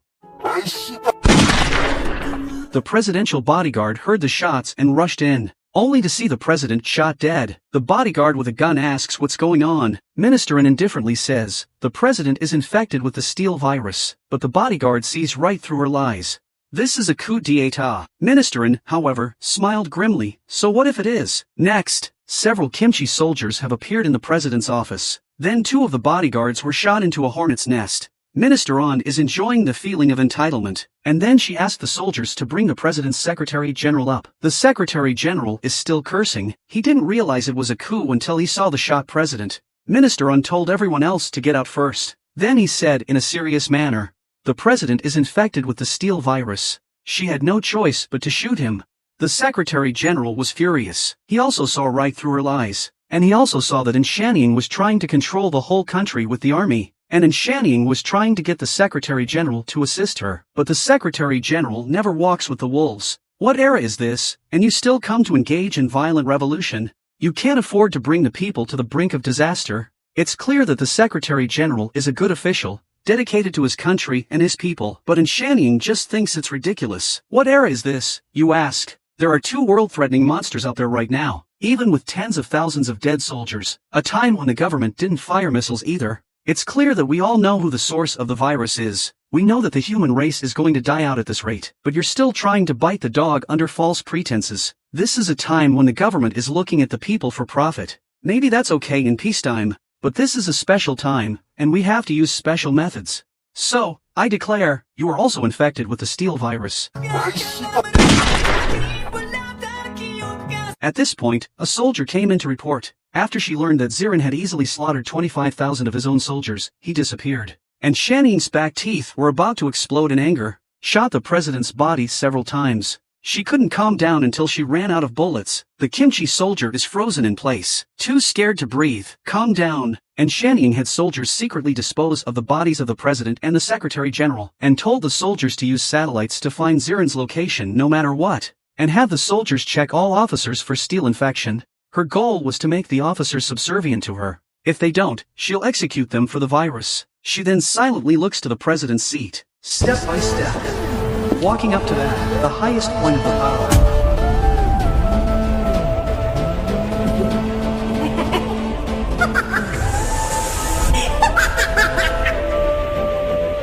Kimchi country's defense minister guns down president, then shot the Secretary General to death, and step by step, she rose to the highest point of power in the Kimchi kingdom, and she did it because she had a brain tumor, and was just as arrogant as his father, thinking he could get rid of the two monsters that threatened the world. She wants to make herself a savior before she dies, blooming herself with the deaths of Zirin and Ajin, forge a history of her own. Even if the cost is human life, she'll let herself die as a hero, ostensibly for the sake of mankind. Behind the scenes it's deep human selfishness and hypocrisy. After some time, the sky was dark and cloudy. The oppressive atmosphere has left the city without its usual hustle and bustle. The army is escorting the presidential vehicle as it speeds down the highway. And in that car is In Shanying. She's going to Congress to canvass officials and execute all officials who disobeyed her on the grounds that they had been infected with a virus. And Zirin, who disappeared after slaughtering 25,000 kimchi soldiers. He's hiding from the rain in a cave with Ajin, and Ajin is thinking about the kimchi soldiers who died because of her. She wonders if she did the right thing by surviving.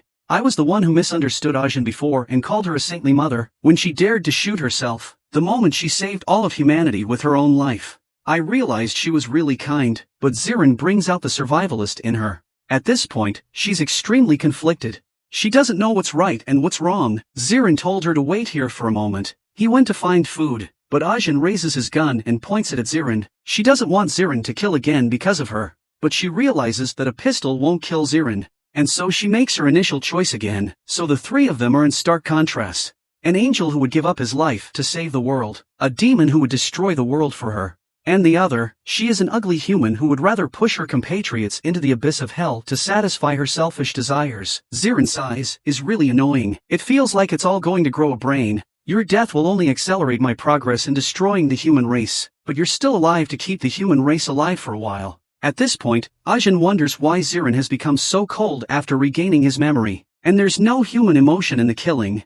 She wants to know what happened to Zirin before she lost her memory.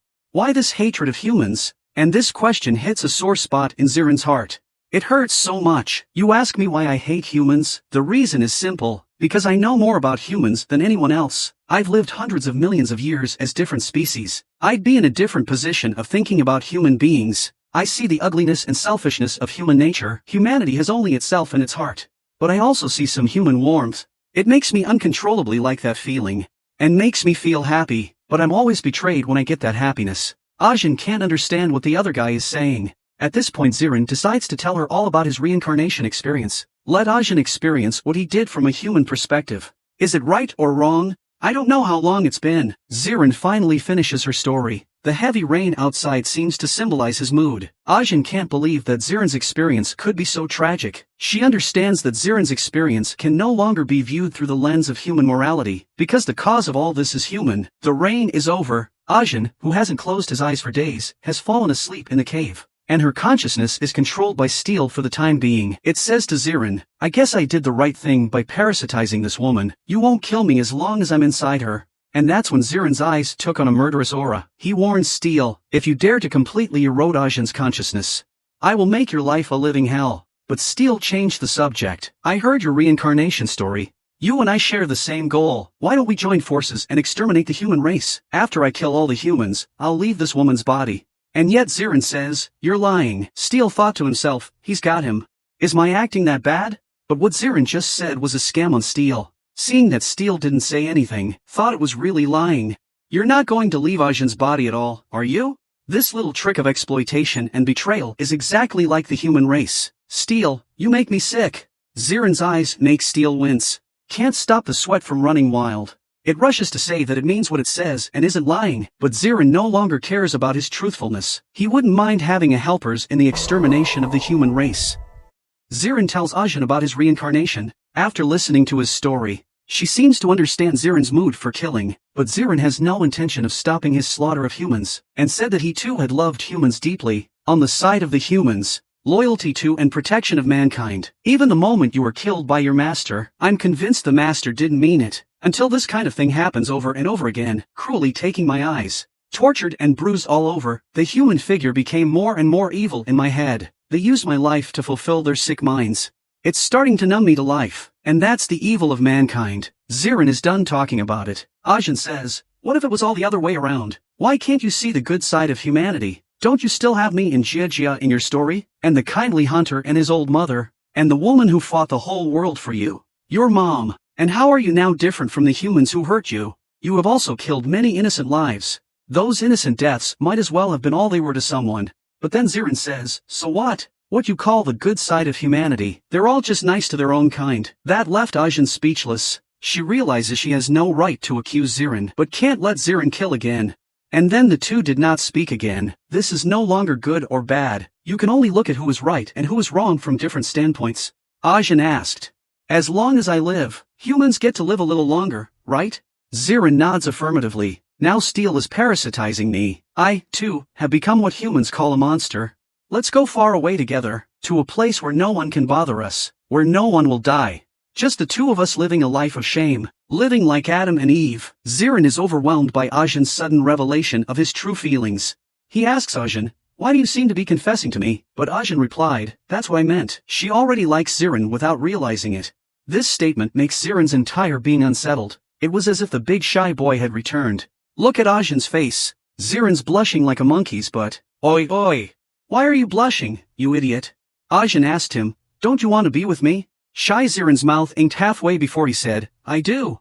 After some time, the night is dark. Ajin in the cave goes to sleep early. Zirin, single for billions of years, looks at Ajin's face. He was even fantasizing about living happily with Ajin in the future. However, in real life, humans have always liked to dance wildly on the edge of death, accelerating the pace of humanity's demise. He then began to talk to himself. Blushing like a monkey's ass, he whispers, "I like you," but it's Steel who takes over Ajin's consciousness at this point. It asks, "Who do you like?" This makes Zirin lose interest. It's back to being cold and frigid in one fell swoop. Steel also sees Zirin smile for the first time. It makes it very unhappy. It went over to question Zirin. "You don't forget your pact to destroy the world just to fall in love, do you?" He saw that Zirin was guilty and didn't speak. Steel drove Ajin's body closer and closer to Zirin. Watching Ajin getting closer and closer, Zirin gulps uncontrollably. Suddenly, he kisses him. At this point, Steel's heart must have looked like this.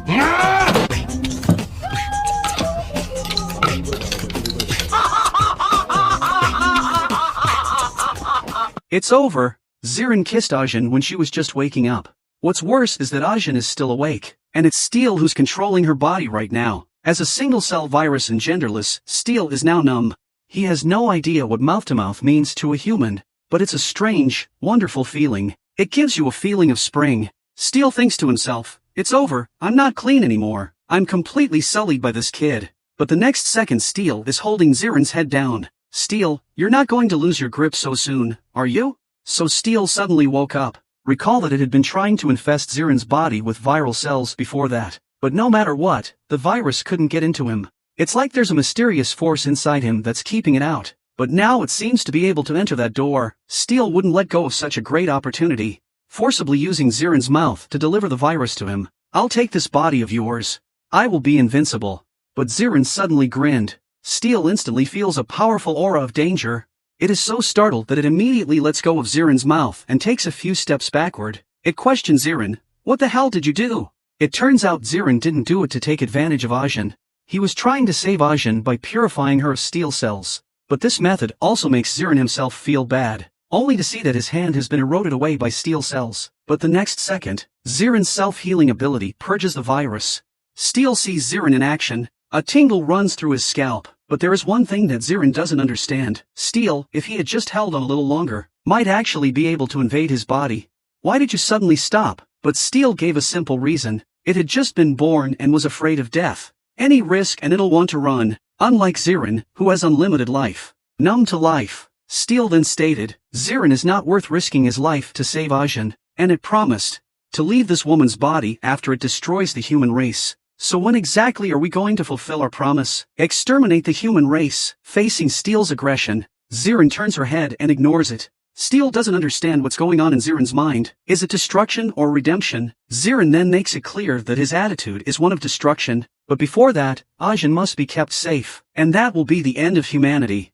And in the parliamentary session of the Kimchi Nation, the floor is littered with corpses. Only a few officials survive because they support Shannying. The officials who didn't support her were executed on the grounds that they were infected with a virus. And Shannying through the bloody suppression of. She became the acting president of the Kimchi Nation as a matter of course, and she reported to the global news media. Now affected by the Steel virus, 2,500 deaths in Pickle Nation.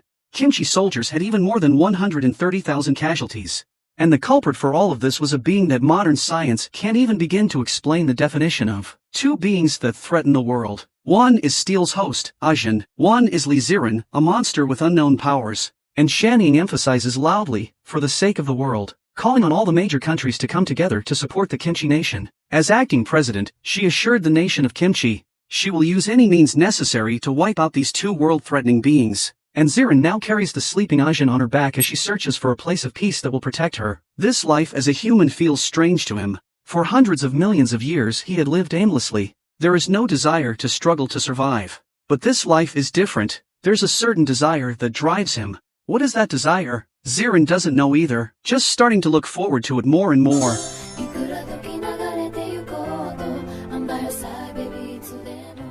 The man has just kissed a woman, and then he takes her to an uninhabited island to live a life of shame. Ajin asks Zirin where she is, but Zirin doesn't know where it is either. At Ajin's confused look, Zirin draws a map in the sand, and polka dot to show we're here. Ajin looks shocked. I didn't realize that Zirin had brought herself into the waters of the north, a rival nation to Kimchi, and in the Kimchi kingdom, and Shanying has completed his dictatorship over the Kimchi kingdom. Countless nationals chanted outside the presidential palace, against the dictatorship of the Shanying military regime, and inside the presidential palace. Staff report to Shanying. It's been 7 months. There's no location or any information on Zirin or Ajin. He's trying to say something else, but Shanying suddenly slaps the table and curses. You're a bunch of losers. The staff continues to report. Now Country M issued a statement. The first case of steel virus infection occurred in the country of Kimchi. They demanded that Kimchi take full responsibility for the steel virus and compensate Country M for its economic losses caused by the virus. Yes, it's Country M. And Shanying had to face the voices of opposition from the people as soon as he came to power. And international problems, a series of unfavorable factors weighing her down. And over on the uninhabited island, it's not looking good either. Suddenly, I hear Ajin's wailing in the sky. It's too tight in there. Zirin, don't use so much force. No, Zirin. So soon you can't suppress the animal in you? So it was Ajin who complained about Zirin's clumsiness. Can't even make a hammock. I'll let you use a little force. I'm not asking you to just rip the rope off with your freakish strength. I don't know how you've survived this long. You don't have the ability to take care of yourself. All you do is steal and kill? Facing Ajin's round of output, Zirin is boarded up, going in one ear and out the other. Ajin sighs and curses himself. I regret agreeing to live on an uninhabited island. And Zirin is speechless at this point. Wasn't it you who suggested coming to live on no man's land? Ajin reprimands Zirin. Why are you standing there? Come and help me. Zirin's eyes suddenly glow a gleaming blue and he clenches his teeth. The result is a knot in the rope that gets stuck in his hand. Ajin is completely speechless. I'm so depressed. 1 hour has passed. The two have finally finished the hammock. Ajin lies down comfortably for a moment. She sighs. If only there was beer now. Zirin says he'll get it, but Ajin stops him. Are you going to steal it again? Also, what are you stealing that pile of appliances for? There's no electricity in this hellhole. Can I take it that's your bride price for me? But a beer would be fine. She urges Zirin not to kill anyone, and to return quickly. Zirin then transforms into an ICBM and flies out to steal the beer. The two cozy up to a hot pot at night, drinking beer, enjoying the sea breeze, telling each other's stories, sleeping in separate beds late at night. Ajin falls asleep and Steel begins to wake up. It thinks to itself, what is it now? Though it saved its own life because of this woman, but it was also because of this woman that she and Zirin delayed their plans to destroy humanity. Steel is secretly plotting. It plans to infect the world with its own virus, using manipulative abilities to control the consciousness of people around the globe. That's when start a world war, let mankind destroy itself in internecine warfare. But then Ajin woke up from his nap. She knew exactly what Steel was thinking. Steel froze in his tracks. Ajin covered Steel's infected eyes the next second. You single-cell virus, give me a break. At this point, Steel is in complete shock. How did this woman manage to suppress my consciousness? Steel can't believe it. This woman's body is adapting to its viral cells. Steel is fighting back, tries to seize control of her body, but fails anyway. Ajin calmly said, this body is mine. You go back to slumbering. If you try anything else, I'll kill myself. Let's die together. Steel knew this crazy woman would actually do what she said she would do. Steel, who is greedy for life and afraid of death, is completely helpless. At this point, Kimchi's domestic intelligence used several radar satellites. They searched for 3 days without finding those two world-threatening beings. It's giving the entire staff a headache. Feel like growing brain. The leader told his men to keep looking. He himself goes to report to Inshanin, but in the next moment, his men's eyes glowed red. It turns out that he's been taken over by Steel's virus, but the surprising thing is, it wasn't Steel who controlled the man's consciousness. It's Ajin. She's now getting the hang of Steel's manipulation. Infiltrated intelligence services around the world, covering up her own and Zirin's tracks. Not only that, she marvels at Steel's awesome powers. She can sense that the virus has spread to all corners of the world, forming a giant neural network. It's clear that she's interconnected with the world. As long as the virus continues to expand, she might actually do what Steel said, become a godlike being. No one will ever hurt Ziren's heart again. I will guard him from now on. Steel has become Ajin's tool. Poor Steel. At this moment, inside prison 15 in the North Country, a guard has been cleanly murdered. There was no struggle before death. The head guard saw the scene and said calmly, "It looks like that guy broke out of jail." Outside the prison at the moment, a 17-year-old girl named Yuzi is running for her life. Though she's young, but she was someone who was trained as a top assassination agent by the North, and it was Yuzi who just killed the guard. She fled all the way to a village. She met her uncle. Uncle is curious as to how Yuzi came to be here, but Yuzi asks, "Where's mommy?" It turns out that Yuzi escaped when she found out what happened to her mom. Then the uncle fell silent. His eyes are filled with sadness. Then the uncle took her to the river. Yuzi was on her knees, trembling and crying. Mom didn't even have a grave when she died. She asked her uncle, "Was mom in pain before she died?" Uncle says she went very peacefully. It's like she's asleep. It was your mom's idea to throw the ashes in the river. Yuzi got some comfort after listening. Uncle asked her what her plans were for the future. Is it to go back and turn herself in? Yuzi says she killed 3 guards before coming here herself. If I go back, I'll just get shot. I'm not just a defector now. I'm a defector who committed murder. Now I can only escape to live in a place without human beings. Uncle sighed deeply at that. He told Yuzi to be careful on the road. At night, Ziren and Ajin cozy up to grilled fish. A day of swimming in the water. Yuzi, finally arriving at the uninhabited island, stares in disbelief at the scene before her. What's going on here? Why is there a little couple here, and fucking eating grilled fish? And the two of Ajin are also dumbfounded. Why is there a kid in the water? Could it be a daughter sent to us from heaven? Yuzi thought to himself in order not to reveal his whereabouts. Fortunately, just 2. So she took out her dagger and tried to kill Ziren and Ajin. Sorry, guys. Today you must die. It's your bad luck that's to blame. In front of her, one is Steel Jinchuriki, who can manipulate all living things. The other is an embodiment of the Earth's consciousness that possesses the power of all things in nature. Yuzi didn't forget to be handsome before doing it, spinning the dagger and holding it in his hand to humiliate his opponent. Ajin is completely confused at this point. She was about to ask her what she was doing, and Yuzi rushes up there at breakneck speed. Just as the dagger was about to cut Ajin, confused Ziren pulled her back. Watching Ziren appear out of nowhere, Yuzi is shocked and takes a few steps back. Ajin questioned what the hell was wrong with her. I was going to let you die comfortably. You made me do it. After saying that, Yuzi rushed up again. Ziren tells Ajin to back off a bit. I'll take care of this. Ajin instructed Ziren to be careful not to kill her. She's still just a child. Yuzi yells, suffer death. But the next second, a big slap appears right in front of her eyes. If you don't learn well at a young age, you will kill people at every turn. What? Who are you trying to kill? Yuzi frantically stabs Ziren in the arm, kicking Ziren in the stomach to use the force to quickly pull back. At this point, she's completely dumbfounded. She had just stabbed him a few times. But why isn't his arm hurt? What the hell is going on here? At this point, Yuzi felt that the man in front of him had some power. Ajin stops them. Stop fighting. Do you have some kind of misunderstanding? Yuzi thought this was just a normal couple, but combined with this man's skills, what kind of couple is stupid enough to come to an uninhabited island? So you must be spies from Kimchi? The two of them were speechless at this statement. Yuzi then rushed forward once more with her dagger. Ziren sighed deeply. I thought I was stupid enough on my own, but there are actually people dumber than myself. And so he walked slowly towards Yuzi, but Yuzi maneuvers around Ziren's back with ease. Ziren was shocked. She's been practicing this move for at least 2.5 years, right? Yuzi shouted, don't move, threatened Ziren, if you take one step forward, this woman's life will be in danger. Ziren's eyes have changed back to their usual deathly indifference. He asks Ajin, do I still have to hold back from killing in this situation? Ziren's scent is causing Yuzi to feel a strong fear of death. Meanwhile, Ajin scratches Yuzi's arm, allowing Steel's viral cells to invade her. Yuzi feels a stabbing pain before it's too late. The hand has released Ajin's neck uncontrollably. The eyes have become vacant. Yuzi finds it impossible to control his body, and Ajin reprimands her. You have to be polite. What woman? You should call me sister, understand? And Yuzi looks at them in horror. What the hell is wrong with these two? They're monsters.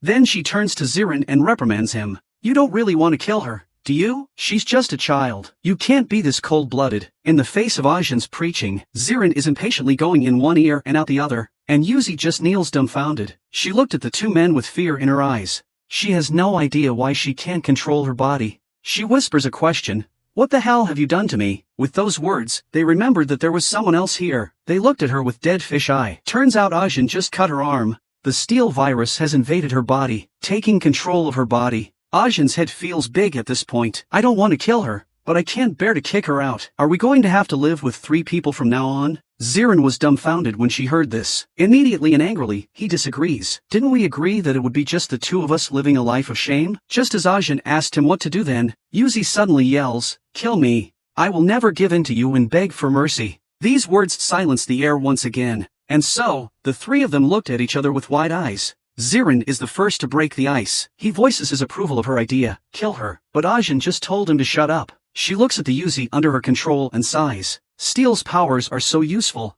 And then she sighed deeply.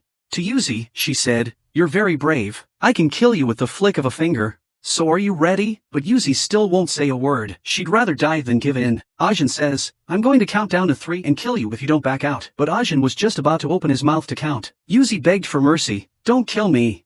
I'll do anything you want." After hearing her answer, Ajin then smiles in relief. That's right. Yuzi stares at the woman blankly, feeling her intense goodwill, warmed like an angel. Zirin, however, looks impatient. "I thought you were really brave, but you're a coward." And inside North Country 15, the guards report to the director. The case of Yuzi's escape will be taken over by the National Intelligence Agency DSS. The director is curious. What could Yuzi have done that would alert the Department of Security? And the 3 people whose misunderstandings were cleared up on the uninhabited island. Yuzi tells his story to the 2 men. She was locked up because she made some mistakes.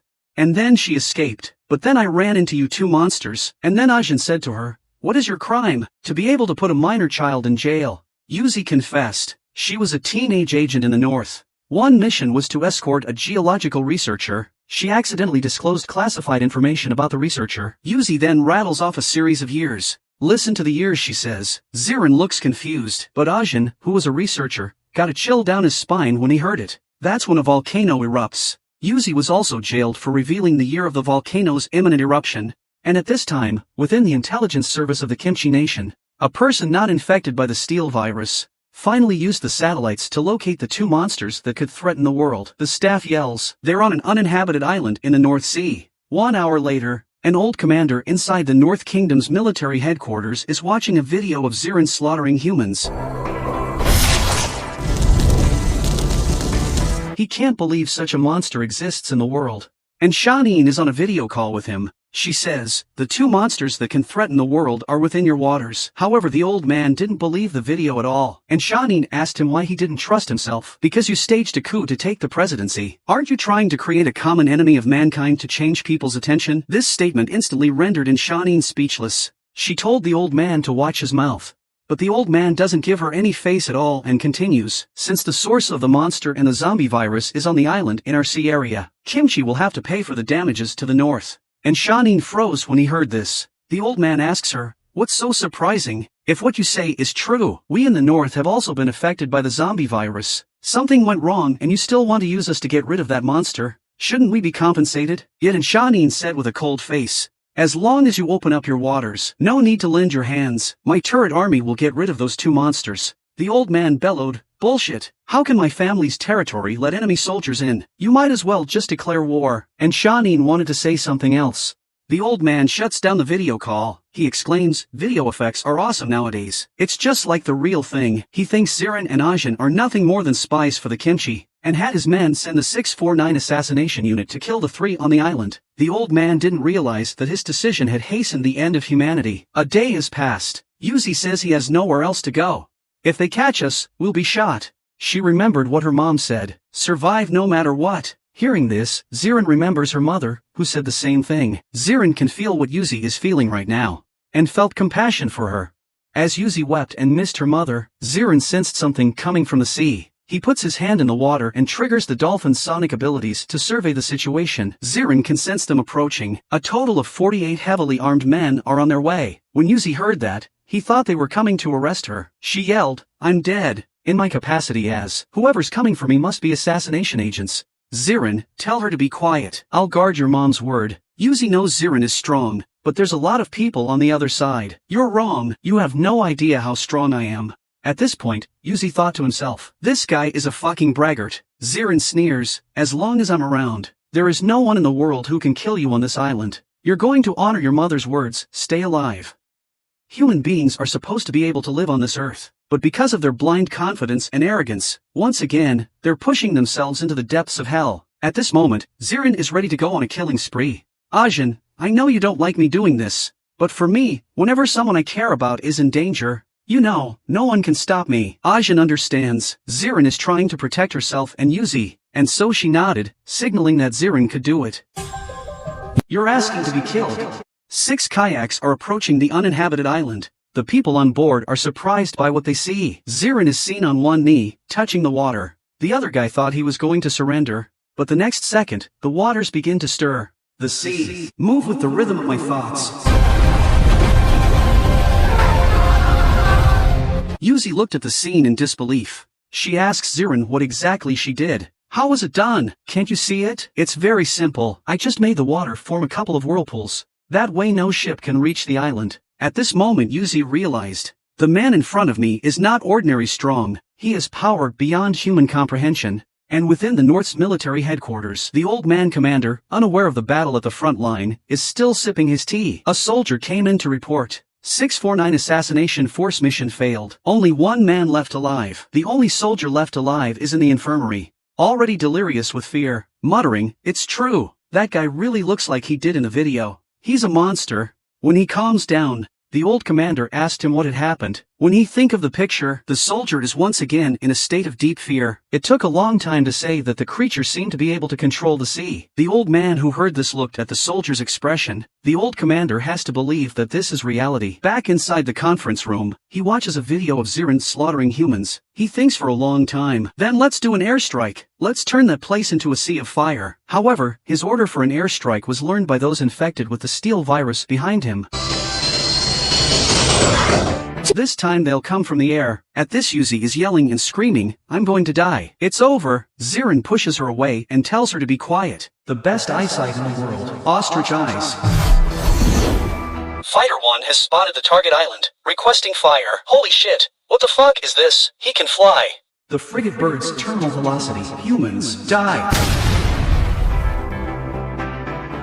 The old commander's face turned extremely ugly when he learned that the airstrike force was completely wiped out. If that's the case, prepare for biochemical weapons. We must defend the North's honor no matter what. The largest wing, albatross. The air is much clearer now. The soldier yells, suddenly there's a typhoon coming. Biochemical attack failed. Get me some long-range missiles. However, Zirin has been transformed into a human turret. Strongest power, Argent Dragon power. Soldier comes to report with a frustrated look on his face. Another failure. The old man is now forced to recognize reality. He puts on his military hat and says something meaningful. Am I really getting old? Is there really no way for our country to eradicate that monster? Looks like it's time for me to meet with Mr. President. Let him ask for support from the mighty East. The old commander of the North is not giving in. Before help arrives, he's going to use the entire country to try and destroy that monster. Ajin wants to control mosquitoes, spreading the steel virus to all the Northlanders, but it's too slow to spread through this route, and it's not easy to implement, though it can be sensed to have infected most people. But the farther away from me, the weaker Steel's ability to manipulate the line becomes, and that's when Steel finally woke up. It keeps compelling Ajin. Humans are so greedy. If you want to control more people, then you should give something. If we keep this up, that kid's only gonna kill more people. He's just trying to protect you, but you could have prevented this senseless casualty. Just give me control of your body. At this point Yuzi is constantly carrying rubble to Zirin. He's throwing rubble at ships and fighters. A fighter escaped the horrific debris attack. Die, monster.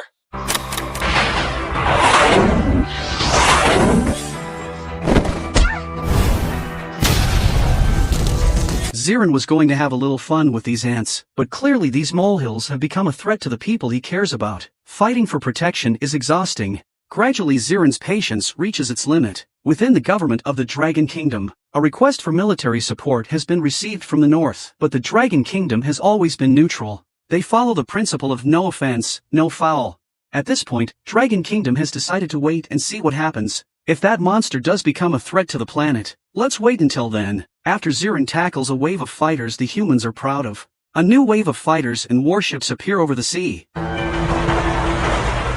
The smoke and mirrors of war are already making it hard for Yuzi and Ajin to breathe. Zirin sighs. Humans are really too one-dimensional in their attacks, but against the endless human weapons of war at sea, though he can destroy them, but now there are people to protect, so he can't just let go and fight. The reason why humans have conquered the world and become the top predator being, it's because humans can use tools as they please, and they have a whole language system that other creatures don't have, and the innate evil of the human race, playing recklessly with other beings. But the most important reason is, nothing in the world can be hostile to humans out of nowhere, they just want to protect the only place they have to live. However, as long as humans have some power, they will destroy nature with impunity. Infinite expansion of human territory. If you humans keep this up, I'm going to show you how hostile nature is to you humans. At the moment, Steel is compelling Ajin. Letting her give it her body will stop the killing, but Ajin knows Steel's meanness. Once control of the body is surrendered, that will be the true end of mankind. At this point, Zirin sticks out his thumb. He keeps muttering something under his breath. He transmits his thoughts to nature. Nature, if you hate mankind, heed my call. Fight with me against mankind. Fight on to survive. Just as Yuzi and Ajin feel a moment of despair, a loud noise catches their attention.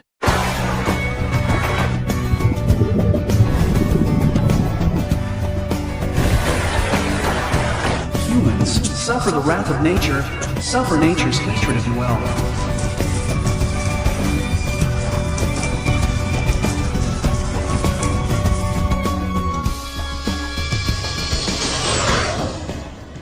He just sticks out his thumb like a god, summoning the spirits of nature to fight with him. Birds of the air, fish in the sea, all at this moment at Zirin's beck and call, fight. When Zirin was little, he always sat alone in the corner, alone, watching his peers play happily, and his mom therefore asked him, "Why don't you play with the kids? You can't make friends if you're such a loner." But Zirin is as cold and unresponsive as ever, because in his hundreds of millions of years of memories, he finds this behavior childish. But to his mom, this kid is just arrogant, too embarrassed to play with his buddies. Then she takes Zirin's hand and plays Tower of Hands, and yells, "Kids, who wants to play a game with us?" Zirin, too, seems to understand the human word for friend at this moment, and he now makes the same gesture, to make friends of all the creatures of nature that hate mankind. Join him in the fight against mankind. Fight with him. Nature, fight and resist. The only way to live is to fight. The ship's captain is now stunned by the sight. He's seeing schools of fish and birds passing through the human ships. The fish were flowing wildly through the water. It's creating several whirlpools in the sea for the ships to crash into each other. The birds flew straight at the fighters without flinching. Fuck! Fuck! The beings are launching suicide attacks on the humans, hitting the fighter like a cannonball. And what is it about Zirin that makes these creatures willing to give their lives to fight for him? The reason is simple, because when Zirin transmits his intentions to nature, let them see the world under human rule, how the creatures have suffered. Birds have lost their freedom to fly the skies in human cages. Sharks have lost their fins. It becomes a delicacy on the human plate. And all Zirin did was ignite nature's rage against mankind, to make all creatures realize that the natural enemy of everything in the world is your human race. And within individual governments, leaders look at the live feed in front of them. It's unbelievable. At the same time, Northland released the live feed to all parts of the world, on a crowded street, in a fast-moving subway. Once again, it's a worldwide sensation. Once again, all eyes and topics of conversation were focused on the monster.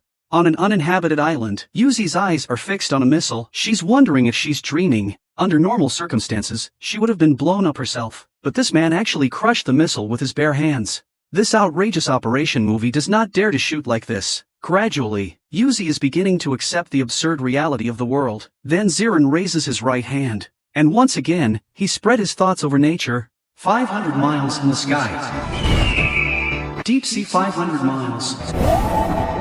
Follow my call. Just then Zirin suddenly froze. Someone in the depths of the ocean seems to be responding to him. Zirin is curious as to who it is. Next, he smiles a long-lost smile. "You're still alive. Old friend. Why are you here? Shouldn't you be in Northern Europe?" "Well, in that case, you also contribute your strength." And that's when a new human offensive struck again. The captain was just about to call for all hands to fire when he saw a shocking sight. Something very large has suddenly appeared on the surface of the sea, blocking out the sun. It seemed to block the light of hope for mankind. An aura of despair enveloped their vision. It's a creature that should be in legends. That's a creature from Norse mythology.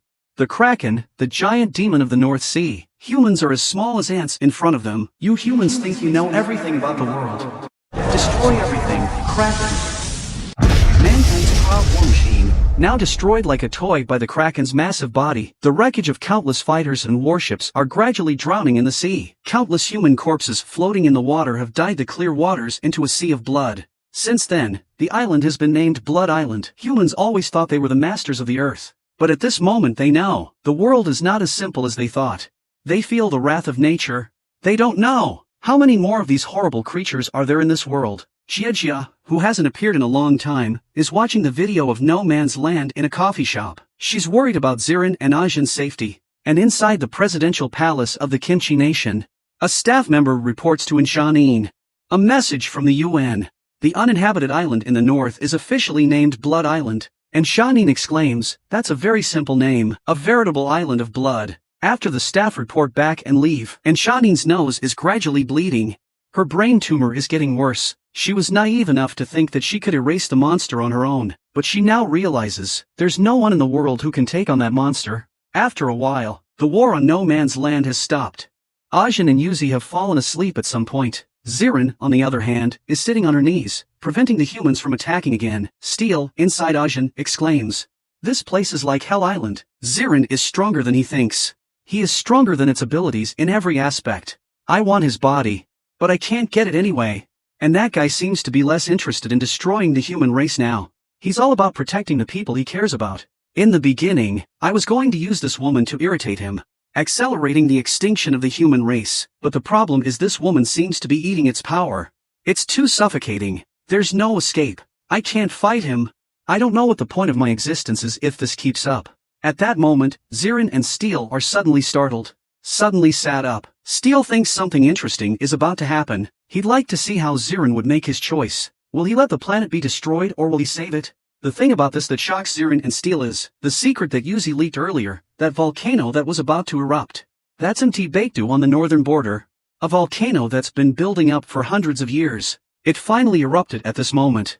A soldier in the North Kingdom's military headquarters urgently reported, something bad has happened. The old commander asked him, what is the big deal that can be bigger than what happened on Blood Island? The volcano at Whitehead Mountain has erupted. The old commander listens. I wonder if it's Alzheimer's. He seems unusually calm, but after 2.5 seconds, he suddenly realized something was wrong.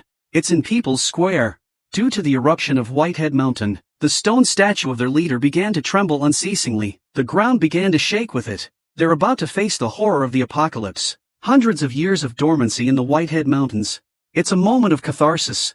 In the subway station, everyone's cell phone received a message in unison. It's a disaster warning message. After a while, the catastrophe has swept through Seoul in the Kimchi Nation. The earth has begun to crumble. Black ash covers the sky. The city is gradually falling into darkness. And before that, an emergency meeting has been called in the Kimchi State House. Kimchi expert says, due to natural disasters such as earthquakes and tsunamis caused by volcanic eruptions, caused the scorched earth of the northern lands. Disaster has also affected our nation. The estimated amount of damage is about 5 trillion kimchi coins. But the biggest trouble at hand is not the economic losses, it's the ash. Experts point out, volcanic ash will be in Ryanggang Province and South Hamgyong Province in North, and North Hamgyong Province in these 3 areas, resulting in a large number of casualties. A scientific calculation was then made by experts. The ash will follow the winds to Sakura Nation. But unfortunately, I don't know what's shifted the winds recently. And Shanin immediately realized it was because of Blood Island. Before the North attacked Blood Island with a biological weapon, but the monster used a force unknown to mankind to change the direction of the wind. The expert continues, due to the change in wind direction, volcanic ash will be like this, turning around and reaching Seoul in Kimchi country. The whole room is shocked, and Shanin didn't realize it would be so serious. Even her own location is on the path of volcanic ash. It looks like Kimchi Nation is doomed. After a while, Ajin, who has just woken up in the Blood Island, wakes up with a start. After a second of confusion, looking at the bright moonlight, she asks Zirin, is the human attack over? Yes, it's over. Hearing this, Ajin breathes a long sigh of relief. It's finally over. But suddenly she has a headache. She learns through Steel's ability to manipulate risk. A series of natural disasters triggered by the eruption of the Whitehead Mountains. The entire northern kingdom was nearly destroyed. Countless people died in this disaster. Watching the sleeping Yuzi, Ajin doesn't know how to tell her. Her village is being decimated. She closes her eyes again, surveying the North Country village with line manipulation abilities. She can't believe it. A single volcanic eruption nearly destroyed the entire Northern Kingdom. Suddenly her eyes snapped open and she cried out, "No good, we need to get out of here. Volcanic ash is coming our way." "No, it's not. It's not coming this way. It's targeting Seoul." Ajin didn't react for a moment, but the next second she was shocked beyond belief, because there's someone important to her still there. Jia. Yes, at this rate she'll be in danger there, just as Ajin is about to ask Zirin if he'll try to save her. A massive figure obscures the moonlight. It's the Kraken of the North Sea surfacing. Zirin looks at this huge old friend, one step towards the sea. "In countless lifetimes, I've spent a lot of time with you. I miss it and look forward to the next time I see you. My old friend, but now you have to get out of here, because these waters are no place for you." And that's when the Kraken let out a loud bang. Seems to ask Zirin what's next. "Me, I'm going to save a friend." Ajin looks at Zirin with disbelief. The words save and friend actually came out of his mouth, though it's not the first time I've heard him say such things. But this time it's different from the past. Words can tell a lot about a person's values. In this moment, Ajin thinks Zirin exists as a human. He seems to have real human emotions, and that's when Yuzi woke up in a daze. In her blurred vision, she saw a huge monster. Suddenly jolted awake, she exclaimed, "What a big octopus!" Zirin looks at her like she's stupid. Ask her if she's sleep-deprived. Confused for a second, Yuzi remembers, it was this octopus that stopped the human attack. Zirin then goes on to describe the eruption of MT Whitehead and he tells Yuzi that he's going to Seoul to save Jia. Yuzi is extremely shocked to hear that the volcano erupted, even though she knew the volcano was about to erupt. "I didn't think it would come so soon." Yuzi is surprised and asks how Zirin is going to save the day. That's a natural disaster. But the next second she reacted. Anything is possible for this guy. Yuzi asked him how to get to Seoul. Zirin told her to keep an eye out. Zirin then uses the power of nature to make the sea begin to stir. But within seconds, the sea is calm again. Zirin suddenly froze, wondering what was going on. Yuzi asks what the hell he's doing. Is he posing? And that's when Steel noticed something. Then Zirin raises his left hand to call upon the power of the wind. But the sky is quiet. What the hell is going on here? My powers seem to be fading. Boy has all creature abilities. Knocked out a grown man with a single punch. He also has the power of nature to manipulate it. The meaning of my existence. It's to destroy mankind, and now he's going against his original intent, trying to save a human friend, but unfortunately, at this point, his powers are fading. Steel noticed Zirin's strangeness from the sidelines. Ajin asks him, is it due to recent overwork that he is unable to use his powers? But the next moment she's on her knees with a splitting headache. It feels like her head is exploding. That's Steel inside Ajin doing something, facing Zirin, who is temporarily incapacitated. It realizes that the one person who could threaten it is gone. And that means it's got a chance to fight back. Steel is trying his best to devour Ajin's consciousness. Ajin is about to lose consciousness. She says weakly, "Run."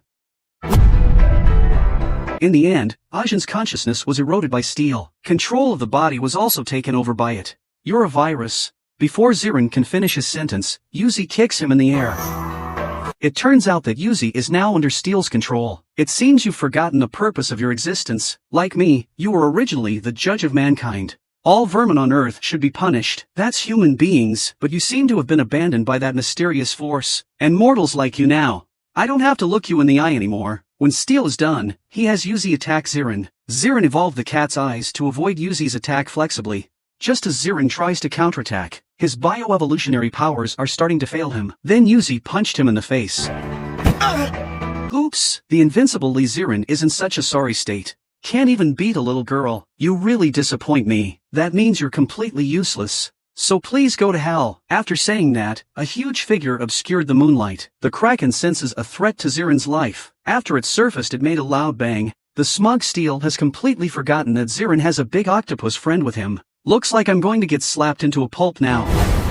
"Stop it!"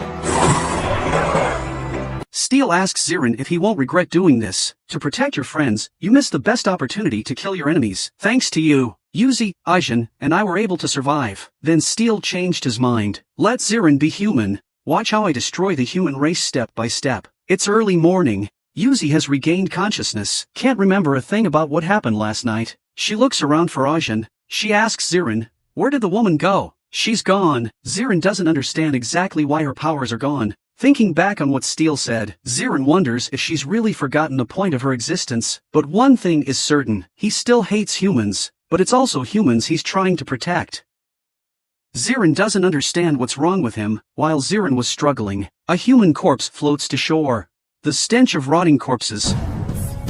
It makes Zirin gag and vomit. After vomiting, Zirin realizes there's a human craft in the air. His pupils constricted. He knew if he was attacked now he'd die. He turned sharply and yelled, "Run!" The human attack is back, but Yuzi is unfazed and tells him to calm down. It's just a human drone. It won't attack. A calm Zirin breathes a long sigh of relief. He realizes that the way he sees things has changed. That familiar feeling of dread. It feels like there's danger in every direction. He's like prey in someone's eyes right now. The feeling of being watched by a predator hiding in the shadows. And that's when Yuzi asks him what he's gonna do. But Zirin doesn't know what to do next. "I'm incapacitated now.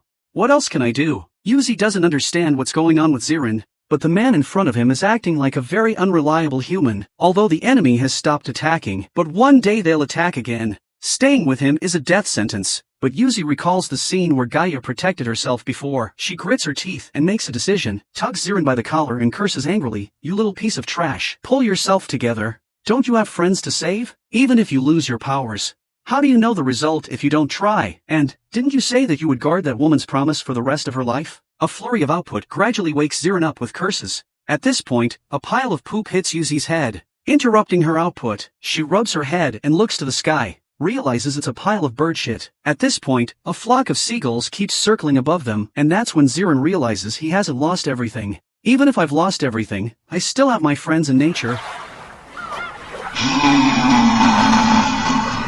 The latest episode of this manga is one of the most enjoyable I've ever seen. That kimchi country that always likes to steal other people's history and culture. It's time for the fireworks. Before that, due to an earthquake triggered by the eruption of Mt. Shiratu, Seoul, 500 kilometers away, was also hit by a weak earthquake. The disaster didn't end when the earthquake did. Black volcanic ash covers the skies over the entire country of kimchi, and in the coffee shop, Jiejia listens to the social news broadcast. People are reminded to stay home and not to go out. If you do go out, you must wear a gas mask or a face mask. Jiejia looks out at the sky. There's sadness in her eyes. I don't know when the world will ever be the same again. Even under these dire circumstances, there are still countless kimchi people demonstrating on the outskirts of the mayor's mansion, chanting slogans against the violent dictatorship of Anshanyan, demanding that she step down. Anshanyan in the mansion looks at the group of unruly people who oppose her and sighs. What a bunch of assholes. Anshanyan asks his subordinate, "Is that monster Lee Zirin still struggling on Blood Island?" The gate was suddenly opened. Someone broke in. Her subordinate's eyes are glowing red and his body is stiff and under control. "I'll answer your question for him. Lee Zirin is no longer in Blood Island, but is coming here. But he can't make a lot of waves right now." And Shanyan's pupils immediately showed fear when he saw the visitor. She doesn't know how Ajin got here. Steele to be exact. Steele completely ignores her look of surprise. Strutting towards the highest point of power in the land of kimchi, sitting in the position of village chief, enjoying the feeling of power. This is where the destruction of the human race begins. And Shanyan, "I want you to be my puppet." After a while, the world's largest decision-making organization, the Global Village Federation, immediately convened an emergency world conference. A total of 197 villages participated. This meeting was about the nearest island, Blood Island. Appearance of unknown ancient creatures, volcanic eruption, Lee Zirin, a monster man with unknown powers, and a statement that Anshanyan announced to the world not long ago. Kimchi Village will invade the North Village to take over their village by force. Reunification of the North and South villages, and announced the withdrawal of Pickle Village from the Earth Village Federation organization, and a series of meetings to discuss and make decisions. Once the Anshanyan have waged war on the North Village, as Kitamura's accomplice, the Hairy Bear Village, and the most powerful in the world, the mysterious Dragon Village, will not stand idly by. Once Kimchi Village starts a war, the world will be in a state of high tension. It may lead to a world village war. There was a lot of talk in the meeting. Why does this fart of a kimchi village dare to be so arrogant? Is there support from M Village behind this? There are even more skeptics. Are all the top brass in Pickle Village being manipulated by Steele's virus? Someone agrees with him right away. Maybe one of us is being manipulated by Steele. There's been a lot of talk about this. They're wondering if they're being controlled. At this point one of the men said, "We have no choice. We have to use force to stop them. And it doesn't look easy. Consider the events of Blood Island.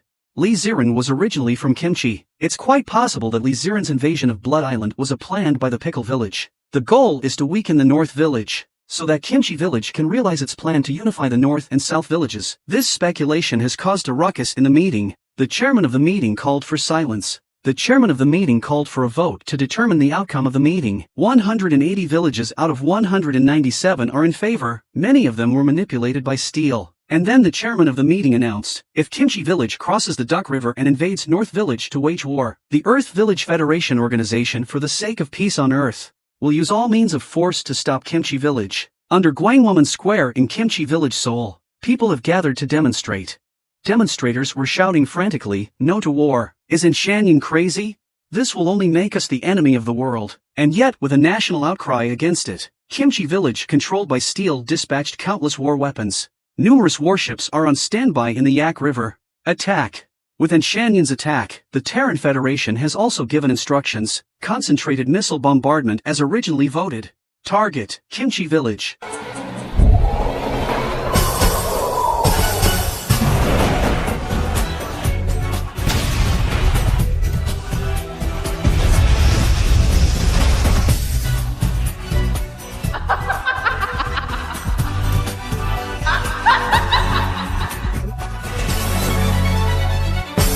Just when it mocks humans, Steel looks at Ajin's body in the mirror. Its maniacal smile disappears instantly. And with that, Steel made a strange move. Looking at Ajin's face in the mirror, he thought for a long time. It sighed, this woman is really interesting. And Shanyon, who was previously manipulated by Steel into waging war, she's vomiting in the bathroom right now. Her brain tumor is getting worse. That's when Steel appeared behind her with Shanyon's journal, mocking the contents of Shanyon's diary. To eliminate the two monsters Lee Zirin and Steel by any means in the existing life. Make yourself a savior, make yourself famous for the rest of history. Steel laments that she's really daydreaming. Then with a smile on her face she asks, hear that? Do you feel it? The explosions and the vibrations outside, and the opening moments of human death. Facing the monster in front of us, and Shanyon is scared to death. Then Steel stroked her head to soothe her. You can't be the savior. Now the whole world thinks you're guilty of starting a world war, but you have nothing to fear. No one will remember this, because all the world's human beings will perish. The city is devastated after a missile bombardment. Human remains are crushed in the rubble. The child who miraculously survived. The shouts are echoing across the sky. The smell of gunpowder from the explosion. The smell of blood and despair envelopes the city. Chia in a coffee shop. The radio continues to broadcast a bombing alert. People are urged to evacuate or take shelter in underground parking lots and bomb shelters. Chia doesn't remember when. She feels like she's in a nightmare world every day. Has completely lost all sense of reality about the world. Under this air of despair, Chia seems to have no hope of survival. Perhaps this is her own destiny. An SUV pulls up in front of the coffee shop. Chia is curious as to who it is. This should be the next blast site. Aren't we all rushing to evacuate now? Wang in Jiajia's arms senses a familiar scent coming in. Jiajia follows Wang's gaze. She was shocked. Countless flocks of birds fly through the air. Jiajia looks at the birds in the sky and sees hope. What the hell is that? Is that an angel?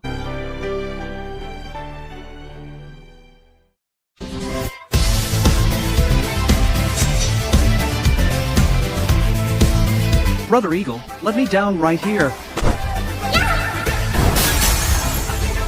Zirin's appearance is always so awesome every time he saves the day. And yet now, what happens when he tries to be cool without superpowers is, he falls on his ass. Jiajia thought it was the appearance of an angel. Turns out a big idiot came. Wang jumped out of Jiajia's arms, running straight at Zirin. Zirin tells Wang not to worry and says he's fine. A recovering Jiajia asks Zirin if he's okay. The SUV outside the door honks impatiently. So it's Yuzi in the car. At this moment, Zirin stood up while touching his aching head and said, Jiajia, you come with me. I'm here to save you. The moment Jiajia saw Zirin, the tears have stopped flowing down his face. She leaned on Zirin's arms and cried loudly. It's a way of letting out the emotions that have been weighing you down for so long. Steel in the defense building senses Zirin's arrival. Steel looked at himself in the mirror and thought for a long time, wondering if he's been parasitizing humans for a reason. He seems to have human emotions. It was a sense of hatred, flashbacks to the previous parasitization of Chief Anchor and being mercilessly tortured by Zirin. Steel doesn't want Zirin to die so easily. Instead, he wants to torture him to death. I'll give him back what he's suffered. Then use manipulation powers. Gave a command to the commander of the fighters that were bombing the city. All fighters stop bombing. I repeat, stop bombing. The pilots don't understand how the mission was suddenly stopped. But he's just going to do what he's told. And that's when Zirin and the others were fleeing the bombing zone in their cars. I have to say that Yuzi's skills in driving a big car at a young age are as stable as an old dog. Jia in the car is eagerly inquiring about Ajin's whereabouts. Zirin apparently doesn't know either, but says he'll get her back. But the problem is, even if we know where Ajin is, Zirin also understands. His current self is incapable of fighting the steel inside Ajin. The main goal right now is to escape this place alive. Go to Blood Island where the Kraken is located. And then, I don't know what to do. But I have to get back my lost powers to do it. Yuzi, who was driving, was surprised. 8 kimchi soldiers set up a barricade to block the entrance to the tunnel. The soldiers are firing their guns without identifying the visitors. Yuzi yells, "Get down!"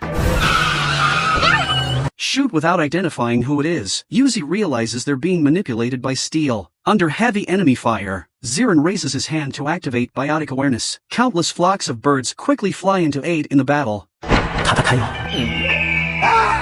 Through the power of manipulation, scene-to-scene Steel sits down completely. He can't believe Zirin isn't completely incapacitated. Steel decides to make Zirin's escape more difficult. The battle must be fought quickly to end it. There's no other reason. It's afraid of Zirin's resilience. Zirin in the car hears a roar.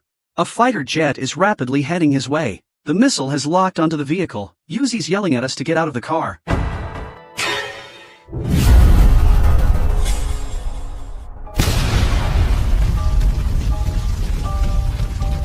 A violent explosion gives Zirin a headache, looking up for a split second to see a shocking sight. In the midst of a bird siege, they're desperately trying to protect one of them from being disturbed.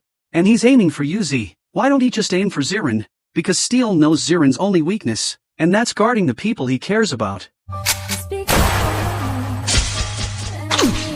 Zirin took the bullet with his body. Blood gradually stains the ground. Returning to his senses, Yuzi rushes forward and flips Zirin over onto his back. With Yuzi yelling at the top of his lungs not to die, Zirin's vision grows blurry. Once again, that familiar and unfamiliar feeling comes over me. It's the feeling of having experienced countless, the feeling of death. But he understands that death in this life is the end of all reincarnation, and that means death will never be reborn. For the former Zirin, eternal death had been a luxury. But now Zirin hates the feeling of death, because in this life, he has all the things that he didn't have in his previous life. The meaning of existence. I'm not willing to die like this.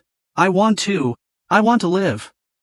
What is death? After Zirin takes a bullet for Yuzi and goes down, Jia and Yuzi keep crying out Zirin's name. Then they were controlled by kimchi soldiers, and raised his gun on the fallen Zirin, confirming that he's actually dead. Looking at the motionless Zirin on the ground, Jia is already in tears. Can't believe this is happening.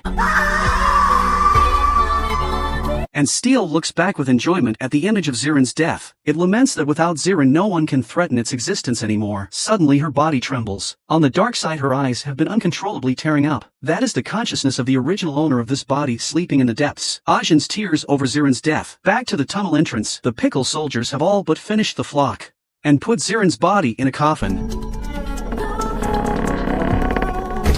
In an image full of darkness heralding death, the thread of life, the symbol of the miracle, pulsates again. Death seems to be an ordinary end of life for mankind. But for Zirin, death is but the beginning of a new cycle, beginning with a single-celled life form, through the long ages of time, until now human life forms. He's been through so much, he doesn't understand why he has to go through the cycle. Why did God give me this godlike power? And why did I lose that power? What kind of being am I? Such a question had been in Zirin's mind until this very moment. Is it human, or is it the all-human inquisitor that Steel talks about? So if I am the judge of mankind, humans are indeed hateful. It has taken my life countless times, but my behavior over the years doesn't seem to be judgmental, but rather vengeance. A selfish revenge killing, from the idea of exterminating the human race, to Steel mouthing Zirin, you've fallen. Now you're mercifully protective of humans. Protect humanity? No, it's not. They're just people I care about.